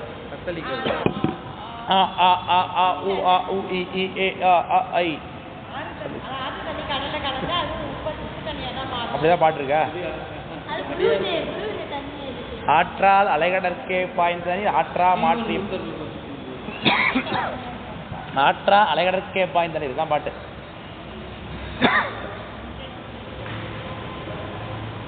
ஆற்றா மரித்தார் போல்.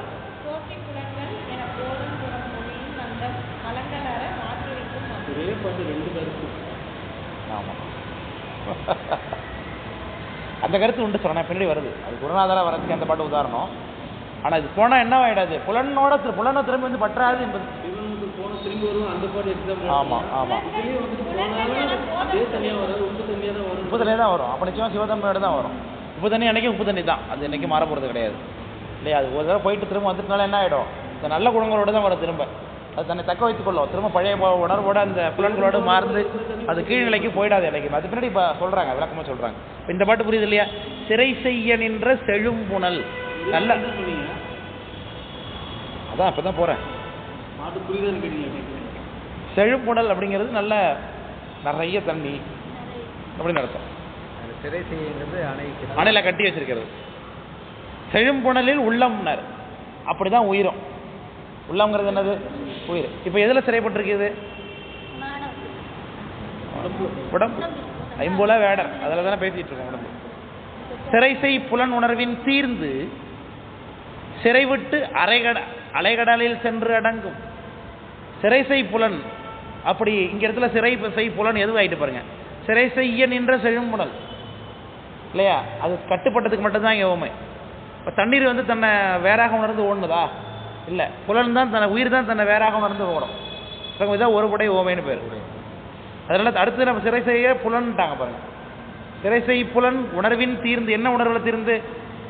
இந்த உடம்பு நான் இல்லை, இந்த 5 புலன் நான் இல்லை என்ற உணர்வு வந்து இந்த உடம்பு சார்ந்த வேட்கைகள்லாம் தீர்ந்து சிறை விட்டு, சிறை என்பது உடல், வெரி குட். அதான் விட்டு அரண்காயல் செலுமேன்னு 4ஆம் அதிகாரம் தொடக்கத்தில் இருக்கு பாருங்க, விட்டு அரண்காயல் செலுமேன்னு. அப்போ சிறை விட்டு அலைகடலில் சென்று அடங்கும். அப்போ அலைகடல் யாரு? சுவாமி, வெரி குட், இறைவன். சென்று அடங்கும் ஆறு போல் மீளாது. ஆறு மீளுமா? நீங்க சொல்லுவீங்க ஆட்டு தண்ணி திரும்ப வருதே சார், ஓதம், அதுக்கு பேர் ஓதம்னு பேர். ஆறு அதுக்கு பேர் பேக் வாட்டர் போனோம். அது நான் ரொம்ப அட்வான்ஸா திருப்பி அந்த தண்ணி மேகமாக போய் திருப்பி ஆகிறதுக்கு வருது. ரொம்ப ஓதம். கடல் நீரை குடிநீர் அலைகடலில் சென்றடங்கும் ஆறு போல் மீளாது. திரும்ப தண்ணி அந்த ஒரு தண்ணி வருமா? குலைவில் அரண் பாதத்தை உற்று. அப்படி இறைவனுடைய திருவடி அடைந்து விட்ட உயிர் என்னாக அது திரும்பவும் வரவே வராது அப்படின்னு சொன்னாரு. இதே கருத்து நமக்கு திருக்குறளில் ஒரு காட்டு இருக்கு. கற்று இண்டு மெய்ப்பொருள் கண்டார் தலைப்படுவர் மற்ற இண்டு வாரா நெறி அப்படின்னு ஒரு திருக்குறள் இருக்கு. 356வது பாட்டு திருக்குறளில் மெய் உணர்தல் என்கின்ற அதிகாரம். 35வது அதிகாரம் 6வது பாட்டு. கற்றின்று மெய்ப்பொருள் கண்டார் தலைப்படுவர். யாரு நல்லா படிச்சு நல்ல அந்த படிப்பினுடைய உண்மைத்தன்மை என்ன என்பதை தெரிந்து கொள்கிறார்களோ அவர்கள் என்ன பண்ணுவாங்க? மற்ற ஈண்டு வாராநெறி, திரும்ப வரவே மாட்டாங்க. போன வழியிலிருந்து திரும்ப வரவே மாட்டாங்க. ரிட்டர்ன் கிடையாது அவங்களுக்கு அப்படின்னாரு. அது என்னங்க? கற்றியின்று மெய்ப்பொருள் கண்டார்னா என்னது? கற்றதன் மூலமாக எப்படி மெய்ப்பொருள் காண முடியும்? கல்வி என்னும் பல்கடல் பிழைத்தும்னார் சாமி. அதை கற்றுக்கொள்வது மூலமாக நம்ம எப்படி மெய்ப்பொருள் காண முடியும்? அப்புறம் அப்படி திருவள்ளுவர் அப்புறம் எப்படி சொல்றாரு? கேட்காவரே என்கோள் என்ன? அப்படிதான் என்ன? கல்வியின் பயன் இறைவனை அடைதல். கல்வியினுடைய பயன் உள்ள நிலை கரைதுரைகள் ஒழிவின்றி பயின்று அவற்றால் தெள்ளி வடித்து அறிந்த பொருள் சிவன் கழலில் தெரியுது. எல்லாம் படிச்சதுனால நமக்கு வர வேண்டிய அறிவு என்னது? சிவருமான் தான் தலைவன் என்பதை அறிந்து கொள்வது தான். அது இல்லாமல் படித்து 12 டிகிரி வச்சுக்கிறதுல ஒரு பிரயோஜனம் இல்லை என்று சொல்கிறார்கள். கற்றியின்று மெய்ப்பொருள் கண்டார் தலைப்படுவர் மற்ற ஈண்டு வாரா நெறி. 356 கீர்த்தி திருவுகளில் மீண்டு வாரா வழியருள் அப்படின்னார். திரும்பவும் எனக்கு வந்துடக்கூடாத வழியை எனக்கு கொடுக்க வேண்டும் சாமி, திரும்பி பிறவிக்கு வராத வழியை கொடுக்க வேண்டும் என்று கேட்டுக்கிறார்கள். அப்படி ஒரு தன்மையை தான் இந்த உழைவில் அரண்பதத்தை உற்று என்று இந்த 8:4:1 என்கின்ற அந்த பாட்டு இருக்கிறது. அடுத்த பகுதிக்கு போகலாமா?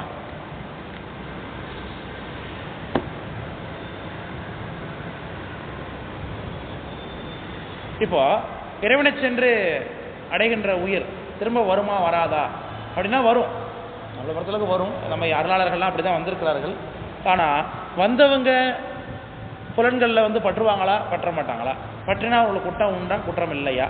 அல்லது குற்றம் இருந்ததுனாலும் அதை அவர் எப்படி அவர் கலந்து கொள்வார்கள்? இது சார்ந்த விஷயங்கள் தான் இந்த பாடல்களில் பேசுகிறாரு. இப்போ சிவாத்வித சைவர்கள் என்ற ஒரு குரூப் இருக்காங்க. அவங்களுக்கு தான் நிமித்த காரண பரிணாமவாதிகள்னு பேர். இந்த நிமித்த காரண பரிணாமவாதிகள் என்ன சொல்கிறாங்கன்னா, அவங்க உலகம் எல்லாமே என்னன்னு தான் சொல்கிறாங்க. உலகம் எல்லாமே என்னன்னு சொல்லுவாங்க? சூனியன்னு சொல்லுவாங்க. சிவாத்வித சைவர்கள்னு சொல்கிறாங்க. சிவாத்விதம்னா என்ன?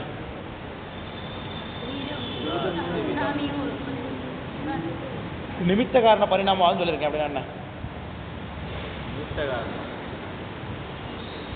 நிமித்த காரண பரிணாமவாதம்னா என்ன? வரலையா? எதை கேட்டாலும் அதுக்கு வரல சார், இதுக்கு வரல, இதுக்கு வரல, இதுக்கு வரல, இதுக்கு வரலன்னு சொல்ல வேண்டியது. அதில் தான் அதில் உலகத்துக்கு இறைவன் தேவையில்லை. நிமித்த காரணம்னா என்னங்க? டக்குன்னு ஓடி வந்து உட்கார வேணாமா? ஏன் சார் நீங்கள் வேற இந்த தூக்கத்து நேரத்தில் வேற எங்களுக்கு கிளாஸ் வச்சு இப்படியே அப்படி கேள்வியில் வேற கேட்டு என்ன சாமி தான்? என்ன சாமி தானே எப்படி சொல்லுங்க, விளக்கமாக சொல்லுங்க. நிமித்த காரணம்னு சொன்ன சாமின்னா இப்போ வேற ஏதாவது காரணம் இருக்கா? என்ன மாயா? என்ன மாயா? அதான் கிட்டத்தட்ட வராங்க, அந்த ஆன்சர் தான்.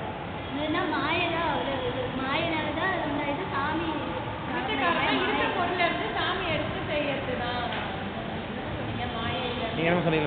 எல்லாமே மாயை தானே, அதனால மாயை தான் கடவுளா? கடவுள் ஒருத்தர் வினை கூட்ட தேவையில்லை. தப்பு தப்பு தப்பு, கிட்டத்தட்ட வந்துட்டீங்க. தப்பா நீங்க அதுதான் சார் நான் குடிஞ்சிருக்கேன், அதுதானே நான் குடிஞ்சிருக்கேன் கேக்குறீங்களா? என்ன சொல்லணும்? எனக்கு அதெல்லாம் வேணாம், பிளாஸ்டிக் கூட அந்த கூடலாம் எனக்கு வேணாம். ஆன்சர் எனக்கு வேணும். சரி, நிமித்த காரண பரிணாமவாதம்னா என்ன? வினையே எல்லாத்தையும் கூட்ட போகுது, இதுக்கு நல்ல இறைவன் எதுக்கு அப்படின்னு இல்லை, அவங்க கிடையாது. அதனால அதான் வரீங்க, ஆனால் தப்பா சாமியே எல்லாத்தையும் செய்யறாரு, மாயை. Very good very good very good. சொல்லுங்க ஐயா. இல்லை, மாயை இல்லாமல் சாமியே டைரெக்டாக வந்து எல்லாத்தையும் செய்யறாரு. நடுவில் வந்து ஒரு திருவுருள் மாயை அந்த இதெல்லாம் இல்லாமல் டைரெக்டாக உடனே வந்து அவங்க என்ன சொன்னீங்க? அவங்க நிமித்த காரண பரிணாமவாதம், அதாவது உலகத்தில் அவங்க மலமென்று ஒன்று இல்லை அப்படிங்கிறாங்க.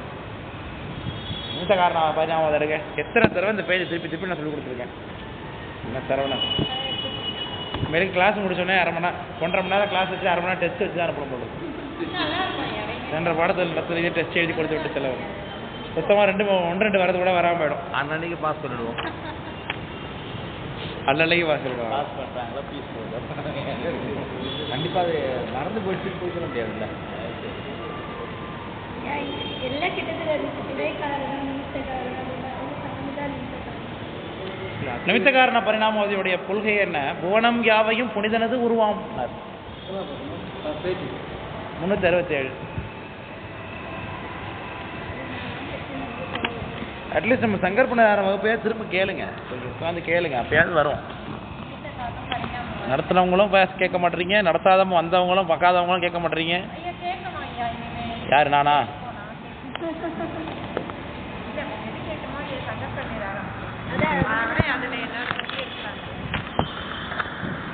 கேட்டாலும் திரும்ப போய் சொல்ல போகிறோம். சொன்னீங்க சரணா சார் சைடில் எழுதி வைங்கல, இந்த புத்தகத்தை சைடில் எழுதி, அடுத்த வாட்டி கேட்பார் சார், இன்னைக்கு தேதியில் போட்டு எழுதிவிங்க, அடுத்த வாட்டி நம்ம இதே பக்கத்தில் வந்து பெரட்டி சொல்லுவோம்னு எழுதி வச்சுங்க. இல்லை ஐயா சொல்கிறது சிவா இதுன்னு சொன்னீங்கல்ல, 10 விதம் தான் நம்ம சைவ ஸ்டாண்டர்ட்ஸ்க்கு பேஸ். சுத்த அத்விதம் தான் இருக்கும். இப்போ நம்மளது அத்விதம் தான்.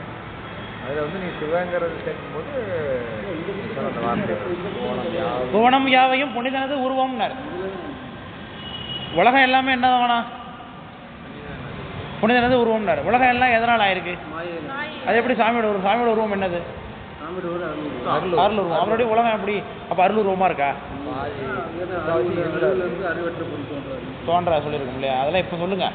இப்படிலாம் சொல்லுவாங்க, இந்த குனிஞ்சு நிமிடுறது மட்டும் தான் தெரியும், மற்றெல்லாம் தெரியும் இல்லையா? சரத்துக்கு கராத்தே போட போவோம் தெரியுமா ஒரு படத்தில்? பெல்ட் எல்லா பெல்ட்டையும் வாங்கிட்டு போய் நின்றுட்டு இருப்பான் தாகவா. அவன்லாம் எல்லா பெல்ட்டும் வாங்கிட்டு ஏகப்பட்ட வருஷத்தில் கராத்தை போட்டுட்ருக்கான். நீ அவன்கிட்ட போய் சண்டைக்கு போறீங்க நியாயமா அப்படின்னு கேட்பான் வடிவேலு. உடனே அவன் இப்படி பண்ணிட்டு இருப்பான். உடனே எங்கள் சரத்துங்க அப்படி பார்த்துட்டு இருப்பான். இதையே இப்போதான் கற்றுக்கிறியா அப்படின்னு கேட்பான் வடிவேலு. இல்லை எனக்கு அவன் அப்படி குனிஞ்சு நிவாடுறான் அதை மட்டும் தான் தெரியாது, மற்றதெல்லாம் தெரியும்ப்பா. அது மாரி சரவணனுக்கு வந்து இப்படிலாம் தெரியும், பதில் தான் சொல்ல தெரியாது. வர பயிலாம் சொல்ல மாட்டேங்கிறீங்க, தேங்காய் பிச்சு சாப்பிடாதீங்கப்பா. அதனால சிவமம்சக்கு வர வர மாமியா கழுத போல ஆனாலாம் தான். வேற என்ன இது கூட படிக்கணும்.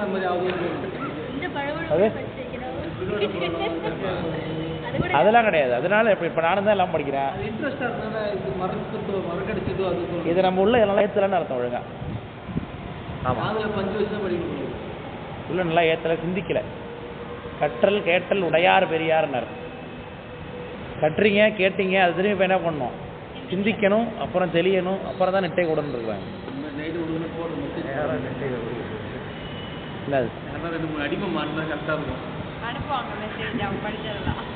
அதனால் என்ன சொல்கிறாங்க இங்கே? நிமித்த காரண பரிணாமவாதி கோணம் யாவையும் புனிதனது உருவம் சிவமும் சக்தியும் எனத்தெளி அவற்றுள். உலகம் ஃபுல்லாக என்ன தான் இருக்கான்? சிவமும் சக்தியுமாக தான் இருக்குனார். இப்போ மாயன்னு ஒன்று இருக்கா சார்? இல்லைங்கிறான். எப்படி? அசேதனம் என்று ஒன்று அரைதற்கு இலதுன்ட்டான் ஒரே வார்த்தையா.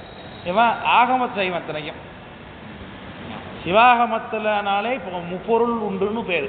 முப்பொருள் உண்மைன்னு சிவாகம்னாலே சிவாகமத்தை பின்பற்றக்கூடிய ஒரு நிமித்த காரண பரிணாம சைவர் அவர் உலகத்தில் என்னவே இல்லைன்ட்டாரு. அசேதனம்னு ஒரு பொருளே இல்லைன்ட்டார் எடுத்தோடனே. இது அடிப்படைக்கே ஆப்போச்ச கதை. அது முப்பொருள் உண்மைன்னு பேசிவிட்டு அதில் அசேதனம்னா அதில் ஒரு பொருள் அசேதனம் இல்லையா?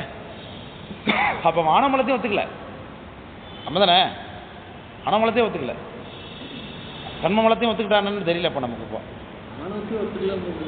அசேதனம் என்று ஒன்று அரைதற்கு இலது நான் சொல்கிறதுக்கே ஒன்றுமே இல்லைண்ணா. அப்போ உலகம் எப்படி உண்டானது? எல்லாமே சாமி தான் சார், சாமியே தான் உண்டானார் அப்படின்னார். ஓஹோ, சாமியே உண்டாயிட்டுக்கார். அப்போ சாமி என்ன காரணம்? சைவர்களை பொறுத்தளவுக்கு உலகத்துக்கு நிமித்த காரணம். சைவர்களை பொறுத்தளவுக்கு உலகத்துக்கு முதற் காரணம் மாயை, துணை காரணம் அம்பாள் திருவருள்.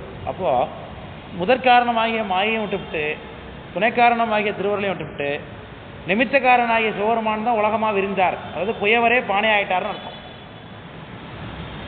குயவர் மண்ணிலேருந்து தான் பானை உண்டு பண்ண முடியும். குயவருக்கு பானை செய்ய ஆற்றல் இருந்தாலும் அவர் தானே கையை அப்படியே பானை ஆக்கிட முடியுமா? அவர் காலில் ஒரு பகுதியை பானை ஆக்கி கொடுப்பார். அவர் எனக்கு பானை செய்கிற ஆற்றல் இருந்தா அவர் என்னத்தில் தான் செஞ்சாகணும்? பானையை மண்ணெல்லாம் செஞ்சாகணும். தன்னுடைய உடம்புலேருந்து பானை உண்டு பண்ணார். அவர் நிமித்த காரண பரிணாமம் என்ன சொல்லுகிறான்? சிவபெருமானே தன்னுடைய உடம்பு உலகத்தை உண்டு பண்ணார் அப்படின்னு சொல்றார். அப்போ நிமித்த காரணம் ஆகிய பெருமானுக்கு முதற் காரணமாகிய மாற்றத்தை சொன்னதுனாலே அவனுக்கு பேர் என்னது? நிமித்த காரண பரிணாமம்னா மாற்றான்னு அர்த்தம். இந்த உலகம் ஃபுல்லாக அத்துவிதமாக சிவபெருமான் இருக்கானார். இரண்டரை கலந்து நிற்கிறார். அத்துவிதம்னா இரண்டரைன்னு அர்த்தம், ரெண்டு இல்லை. அவனுக்கு இந்த இங்கே சிவலிங்கம் இருந்தாலும் ஒன்று தான், இங்கே பாட்டில் இருந்தாலும் ஒன்று தான், விளக்கம் பார்த்தீங்களா? அதான் அத்துவிதமாக கலந்துருக்கிறது.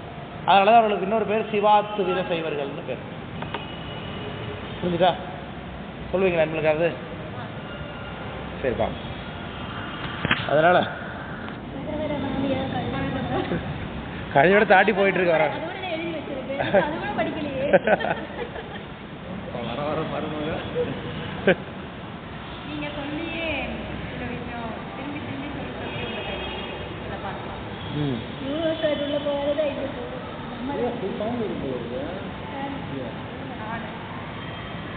அதனால இறைவனை அடைந்த உயிர், அதாவது தன்னுடைய புலனிலிருந்து தான் வேறப்பட்டவன் என்பதை உணர்ந்து கொண்ட உயிரானது இறைவனை சென்று அடைந்தது. இப்போ அடைந்த உயிர் திரும்ப வருமா வராதுன்னு ஒரு கேள்வி. நம்ம என்ன வருமா வராது? நமக்கு வரும். அப்புறம் கீழே வந்து அப்புறம் சீரை செய்யும் பொழுது சென்று சேரும் வராதுன்னு சொன்னாங்க. Very good, very good, very பதிகரணமாக தான் வரும். அது நமக்கு பிரச்சனை இல்லை. ரைட், பதிகரணமாக வரும். ஆனால் வருவோம் கண்டிப்பாக வந்தால். ஆமாம், வந்தாக்க நம்மளை சாதாரண சகல உயிர் போல கேவலத்தில் அழுந்தி ஒரு கீழான தன்மையோட வராது. இறைவனை சென்று அடைந்த உயிர் திரும்பி வந்ததுன்னா பதிகரணத்தோடு கூடிய அப்பர் சாமியம் போல, ஞானசம்பந்த பெருமானார் போல, சுந்தரமூர்த்தி சாமிகளை போல, அருளாளர்களாத்த மணிவாச பெருமானை போல தான் வரும். அது நம்ம வச்சுக்கிறோம். சரிதானே? சரி, இப்போ வந்த உயிர் இறைவனுடைய திருவடி அடைந்து சென்று வந்துக்க உயிர் வந்ததுனாலும், இப்போ வந்ததுலாம் நமக்கும் ஒத்துமை உண்டு, சிவாத்துவ சேவரும் ஒத்துக்கிறாங்க. ஏன்னா அவங்களுடைய நூல்களுக்கு அவங்களுடைய தத்துவத்துக்கு அடிப்படையாக அருளாளர்களுடைய பாடல்கள் தான் நம்ம படிச்சிருக்கிறோம். ஞானசம்பந்தருடைய பாட்டு, அப்பர் சாமியோட பாட்டு, சுந்தரமூர்த்தி சாமியோட பாட்டு, இதெல்லாம் தான் எடுத்து தான் உதாரணமாக காமிச்சாங்க. இப்போயே நீங்கள் புத்தகத்தை பெறக்கூடாது. வீட்டுக்கு போனோன்னே என்ன பண்ணுறீங்க? நிமித்த காரண பரிணாம வாசகத்தில் உரை பக்கத்துக்கு போகக்கூடாது. உரையை புரட்டா உங்கள் மனசாட்சிக்கு விரோதம் இல்லாமல் சாமிக்கு பயந்து என்ன பண்ணணும்? அந்த நிமித்த காரண பரிணாமவாத சைவத்தை படிக்கிறீங்க. சங்கரபிரதாகமத்தை அப்படிலாம் என்னோட ஆடியோவை கேட்குறீங்க. கேட்டு எந்தெந்த இடத்துல அப்பர் சாமியோட தேவாரம் காட்டப்பட்டிருக்கு, அதில் எந்தெந்த இடத்துல ஞானசம்பந்தரோட தேவாரம் காட்டப்பட்டிருக்கு, எந்தெந்த இடத்துல மணிவாச பெருமானோட தேவாரம் காட்டப்பட்டிருக்கு, எந்த இடத்துல சுந்தரரோட தேவாரம் காட்டப்பட்டிருக்கு காட்டி இதை எதை வைத்துக்கொண்டு இந்த உலகம் சிவாத்து விதமாகத்தான் இருக்குது, இந்த உலகம் நிமித்த காரண பரிணாமம் தான் இருக்கிறது அப்படிங்கிறது அவங்க காட்டக்கூடிய தேவாரம் என்னென்ன அப்படிங்கிறத தொகுத்து எழுதுங்க. ஃபஸ்ட்டு சொல்கிறது புரியுதா? நீங்கள் உரையில் எழுதியிருப்பாங்க.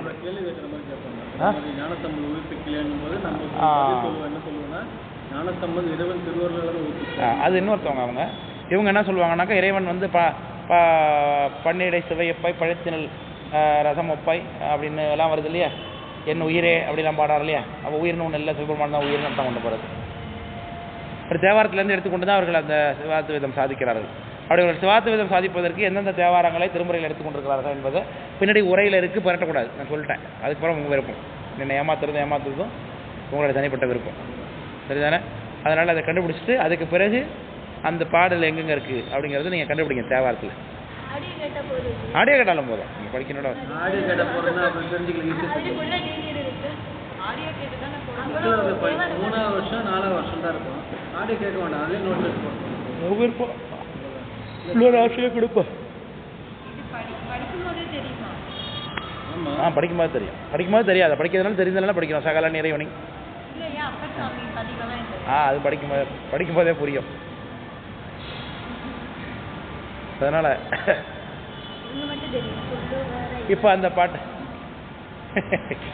சிவா அப்பா. அதனால குற்றமில்லை என்னும் சிவாத்வைத கொள்கையை மறுத்தறிந்தது. அப்போ சிவாத்வைத சைவர்களுடைய கொள்கை என்ன சார் அப்படின்னா, அவங்க உயிர்கள் திரும்ப வரும் என்று ஒத்துக்கொள்கிறார்கள். வந்தாலும் அவங்க என்ன சொல்கிறாங்க, அது பொறிப்புலன்களில் மாற்றினாலும் எங்களுக்கு பிரச்சனை இல்லை சார் அப்படிங்கிறோம். ஏன் சார்னா எல்லாமே சாமி தானே, எல்லாம் புரியுதா இல்லையா? அப்போ முதல்ல இங்கேருந்து போகிறதே தேவையில்லாத கதை தான் அவனுக்கு. ஆமாம், எல்லாமே சாமி தான் போது அப்புறம் எங்கே அம்மா சரியாக பிடிச்சாங்க அந்த கேள்வி கேட்குறாரு.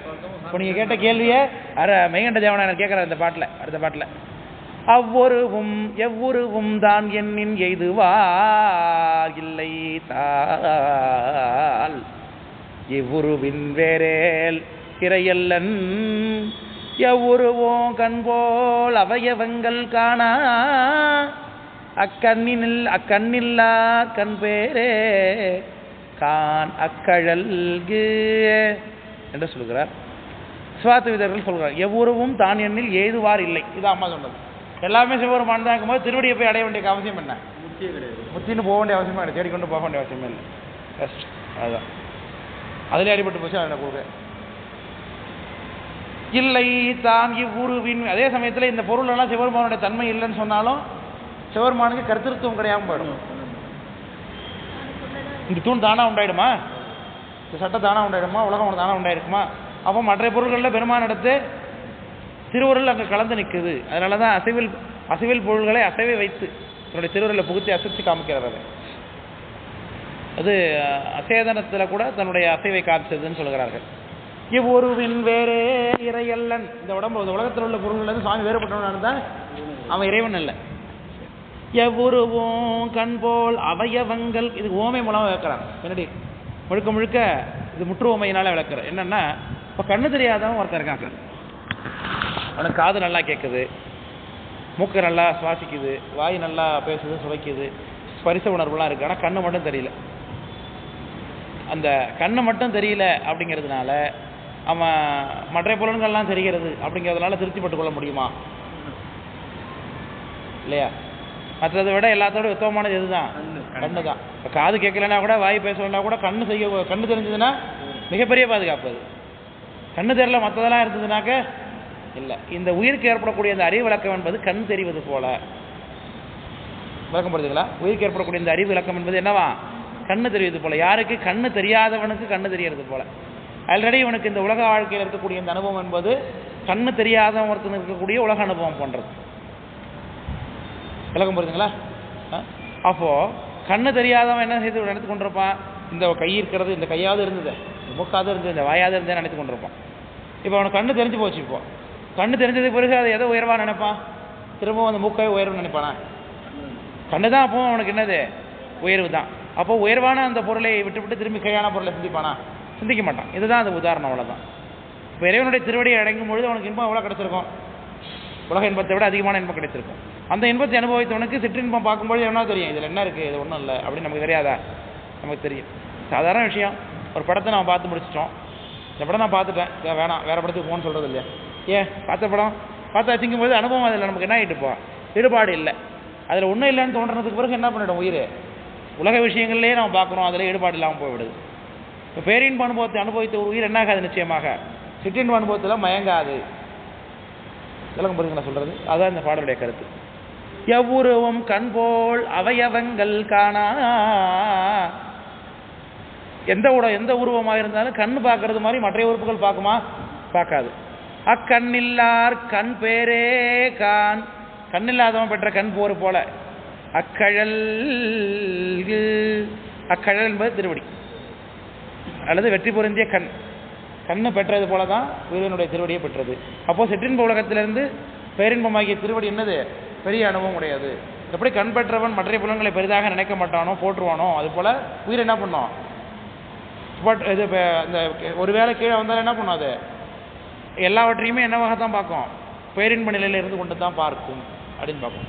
இப்போ அவன் என்ன சொல்கிறான்? எல்லாமே சாமி தான் பார்க்குறான். இங்கேருந்து யார் சுகாத்துவது செய்வர்?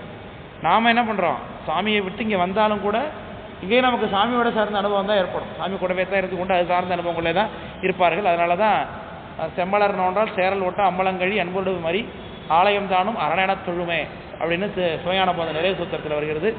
ஆலயம் தானும் அரண் எனத் தொழுமேன்னு எப்பொழுதும் சிவழிபாட்டில் இருந்து கொண்டிருக்க வேண்டும், அறாளர்களாக இருந்தாலும். ஏன்? இங்கே இருக்கக்கூடிய வாசனா மலத்தினால நமக்கு ஏற்கனவே இருக்கும் இல்லையா, அதனால் தாக்கிடக்கூடாது. ஏற்கனவே இந்த பழைய பிரச்சனை நமக்கு இருக்குது, அந்த ஒரு வாசனை இருக்கும், அதனால் அதோடைய இன்பம் நமக்கு வந்து திரும்பி கூடக்கூடாதுங்கிறத அப்பொழுது வழிபாட்டில் இருக்க வேண்டும் என்பதுதான் இந்த சூத்திரத்தினுடைய தன்மை. அடுத்த 8வது சூத்திரத்தில் 4வது அதிகரணத்தில் 3வது பாட்டு நிறைவு பாட்டு. இந்த பாடலுடைய காரணம் என்னன்னா, சகல உயிரானது தலைப்பட்டார் பாளையத்தை துறந்து சென்று தலைப்பட்டு இருக்கும் பொழுது, அதாவது குருநாதராக ஆகிறது, அல்லது சகல ஒரு முக்திக்கு போயிட்டுது அப்படின்னா அடைந்த வழி மீண்டு வாரான் அப்படின்னு நம்ம சொல்லியிருக்கோம் ஏற்கனவே. இப்போ தான் நீங்கள் ஃபஸ்ட்டு சொன்ன கேள்வி, மீண்டு வராதுன்னா அது குருநாதராகவும் வர முடியாது தானே, அப்புறம் எப்படி இறைவன் குருநாதராக வந்தார்னு சொல்கிறீங்க ஆன்ம சட்டை தாங்கி கொண்டு அப்படின்னு கேள்வி வருகிறது. கேள்வி புரியுதா இல்லையா? எப்படி பார்த்தாலும் நம்ம குருநாதர் நமக்கு யார் தான்? இங்கே நம்மளோட ஆன்மா வகையில் தான் இருக்கார். அவர் சிவருமானாக பார்க்குறோம்னா இந்த சிவருமான் தான் ஆன்மாவாக வந்தார், சகலர் திரும்பி வந்தார் அப்படிங்கிறத எப்படி ஒத்துக்கொள்ள முடியும்? ஏன்னா முதல்ல இந்த அதிகரண பாட்டெல்லாம் இருக்குது, சிறையிலேருந்து போன நீர் போனது தான் திரும்பி வரையவன்னு சொல்லியிருக்கோம். இதுக்கு தான் இந்த ஆற்றால் அலைகளந்தறி ஆற்றான் மாற்றி இயற்கை அப்படிங்கிற உதாரணம். திரும்பி மாற்றி தான் வரும், வந்தாலும் எப்படி தான் வரும்? கீழ்பாடல் படி பதிகரணங்கள் உப்பு தண்ணியாக தான் வரும். Very good. திரும்பி நல்ல தண்ணி போல் வருமா? சகல நிலையோ அப்படியே திரும்பி வந்துடுமா? வராது. வந்திருக்கக்கூடிய நிலை அந்த உப்பு தண்ணி எங்கெல்லாமே கலக்குது, தண்ணியில் என்ன ஆகிடும்? உப்பு தண்ணியாக மாறிவிடும். அதனால் இந்த தன்மையை தான் அது மாற்றமே தெரிஞ்சு அதோட தன்மை இதுக்கு ஏற்படாது. ஐம்பொறியின் அல்லையனோ அந்தரரே, அந்த தானே அந்த தர சிவனை ஐம்பொறியை விட்டு அங்கு அணைசகலன் ஐம்பொறியின் நீங்கான் நீர்ப்பாசி போல நீங்கும் அழகன்மம் வரின் நீங்கானை நீங்கும் நினைந்து. இந்த உலகத்தில் நமக்கு மலகன்மம் நீங்குவது என்பது எப்படி உதாரணம்னா, நீர்ப்பாசி போல. உலகத்தில் வந்து அது குளத்து மேலே வந்து பாசி படர்ந்துருக்கும். கேரளா சைடெலாம் போனீங்கன்னா பார்க்கலாம் இந்த குளங்கள்லாம். ஆமாம், கோயில்கள்லாம் அப்படி தான் இருக்கும்.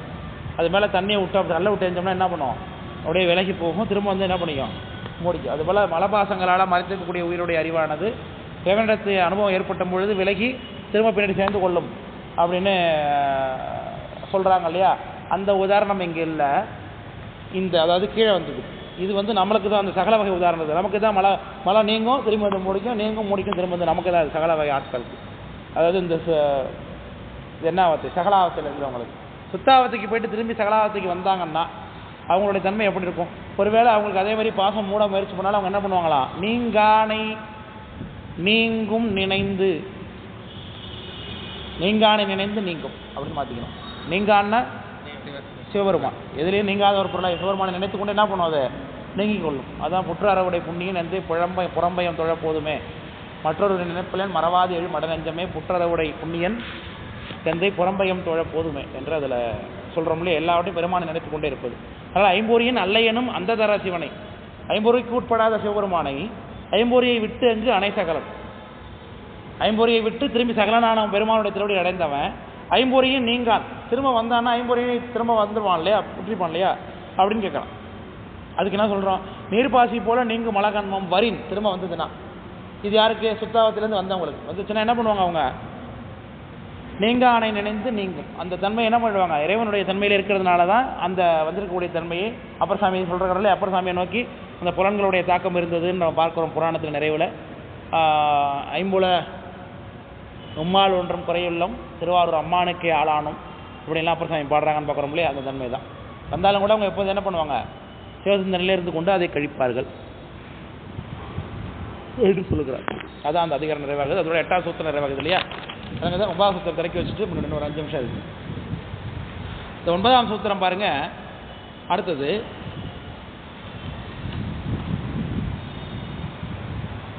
அந்த ஊஞ்சல்லேருந்து கழண்டு விழுந்தாங்கல்ல, அதாவது உடம்பையும் உயிரையும் வேறு வேறாக பார்த்த மாத்திரத்திலே ஊஞ்சல் அருந்து விழுந்து தாய்த்தரையை அடைந்த ஊஞ்சலை போல வந்துடும். ஆனால் அது எல்லாருக்கும் சாத்தியப்பட்டிருக்கா சார் அப்படின்னா அது இல்லை. குருநாதருடைய சரணித்தினாலையும் பக்குவம் வாய்ந்த ஆன்மாக்களுக்கு தான் அது நடக்குது. பார்த்தா ரொம்ப ரேராக இருக்குது. ஆனால் மற்றபடி உலகத்தில் இருக்கிறவங்க எல்லாரும் பார்த்தா எப்படி இருக்குது, ஊஞ்சலில் ஒரு கயிறு அறந்து ஒரு கயிறு மட்டும் இருக்கிறது மாதிரி தான் இருக்குது. அதனால் பாதி இறந்து பாதி யாராவது மழை இருக்குது. அவங்க என்ன பண்ணி கொண்டிருக்கிறார்கள், மேலே ஊஞ்சல்லையும் இல்லாமல் கீழே தாய்த்தரையும் வந்து அடைய முடியாமல் ரெண்டுத்துலேயும் மாறி மாறி அடைந்து கொண்டிருக்கிறார்கள். அப்போ இவர்களுக்கு என்ன வழி? இதுதான் நாம் இந்த சகலாவத்தையில் வழிந்து கொண்டிருக்கக்கூடிய நம்மள மாதிரி ஆட்கள். சிவருமான் மீது நமக்கு அது அளவிட கடந்த ஆசை இருக்குது, அன்பு இருக்குது, முக்திக்கு போயின்னு ஆசையாக இருக்குது. அதே சமயத்தில் நம்ம குடும்பங்களும் நம்ம குடும்ப விஷயங்கள் நம்ம இழுக்குது. எல்லாம் நம்மளை அந்த உலக வாழ்க்கையை தான் வாழ வேண்டியதாக இருக்குது, எல்லாம் இருக்குது. ஸோ இதனால் நம்ம எப்படி நம்ம இதிலேருந்து வெளியில் செல்வது என்பதற்கு என்ன உதாரணம், யார் உதவியாக இருக்கார் அப்படிங்கும்பொழுது இந்த 9ஆம் அதிகரணத்தில் தான் 9ஆவது சூத்திரத்தில் அதுக்கான ஆள் வராரு. இதை பாருங்கள், இந்த சூத்திரத்துடைய நிறைவில் பாருங்கள் யார் வரா. அப்போ அவர் தான் என்ன பண்ணுவார், நம்மளை அந்த கொஞ்சம் நஞ்சம் ஒட்டிகிட்டு இருக்கக்கூடிய அந்த கயிறை யார் அறுத்து விடுவா, அந்த அஞ்செழுத்துனார். அதனால தான் அருளுமை அஞ்செழுத்துன்னு அப்பர் சாமி காட்டுறாங்க. அதை சேக்கரார் சாமி சொல்கிறார்கள்.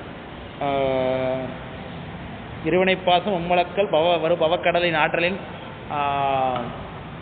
மாக்கள் ஏறிட உதவுமை அஞ்செழுத்து அருளுமை அஞ்செழுத்து அரசை ஒரு கல் கடலில் ஏற்றுதல் உரைக்க வேண்டுமோ என்று இந்த 5 எழுத்தினுடைய பெருமை பேசுகிறார்கள். அதனால் இந்த 9ஆவது சூத்திரத்தில் யாருடைய பெருமை பேசப்பட போகிறது, திருவைந்தெழுத்தினுடைய பெருமை பேசப்படுகிறது. இதுதான் நாதன் நடம்பியது 5 எழுத்தியதுன்னு உண்மைலக்கத்தில் கேட்குறாங்களே, அந்த பகுதியெல்லாம் இங்கே வந்துடும்.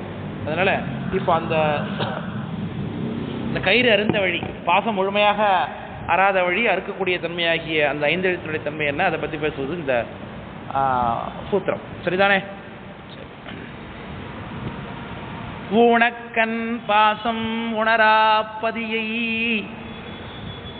ஞானக்கண்ணினில் சிந்தை நாடி உராத்துணை தேர்த்தன பாசம் ஒருவர் தன்னிழலாம் பதி விதி என்னும் அஞ்செழுத்தேயே. இந்த பாட்டுக்கு விளக்கம் நான் சித்தியாரில் உங்களுக்கு சொல்லியிருக்கேன். சித்தியார் பாடம் நடத்தும்போது இந்த சூத்திரத்துக்கு விளக்கம் சொன்னது இன்னும் எனக்கு நான் பாடம் நடத்தணும். உரா தேர்த்துணை அப்படிங்கிறதுக்கு விளக்கம் சொல்லியிருக்கேன் சித்தியார் நடத்தும்போது. இப்போ முதல்ல உயிரறிவு ஆகிய இந்த பாச அறிவு பசு அறிவு என்பது இறைவனை அடையுமா அடையாதா அப்படின்னாரு. அடையும் பொழுது என்னன்னு சொல்கிறாரு, முடவன் கொம்புது எனக்கு ஆசைப்பட்ட கதையாக சொல்லிடுறார்.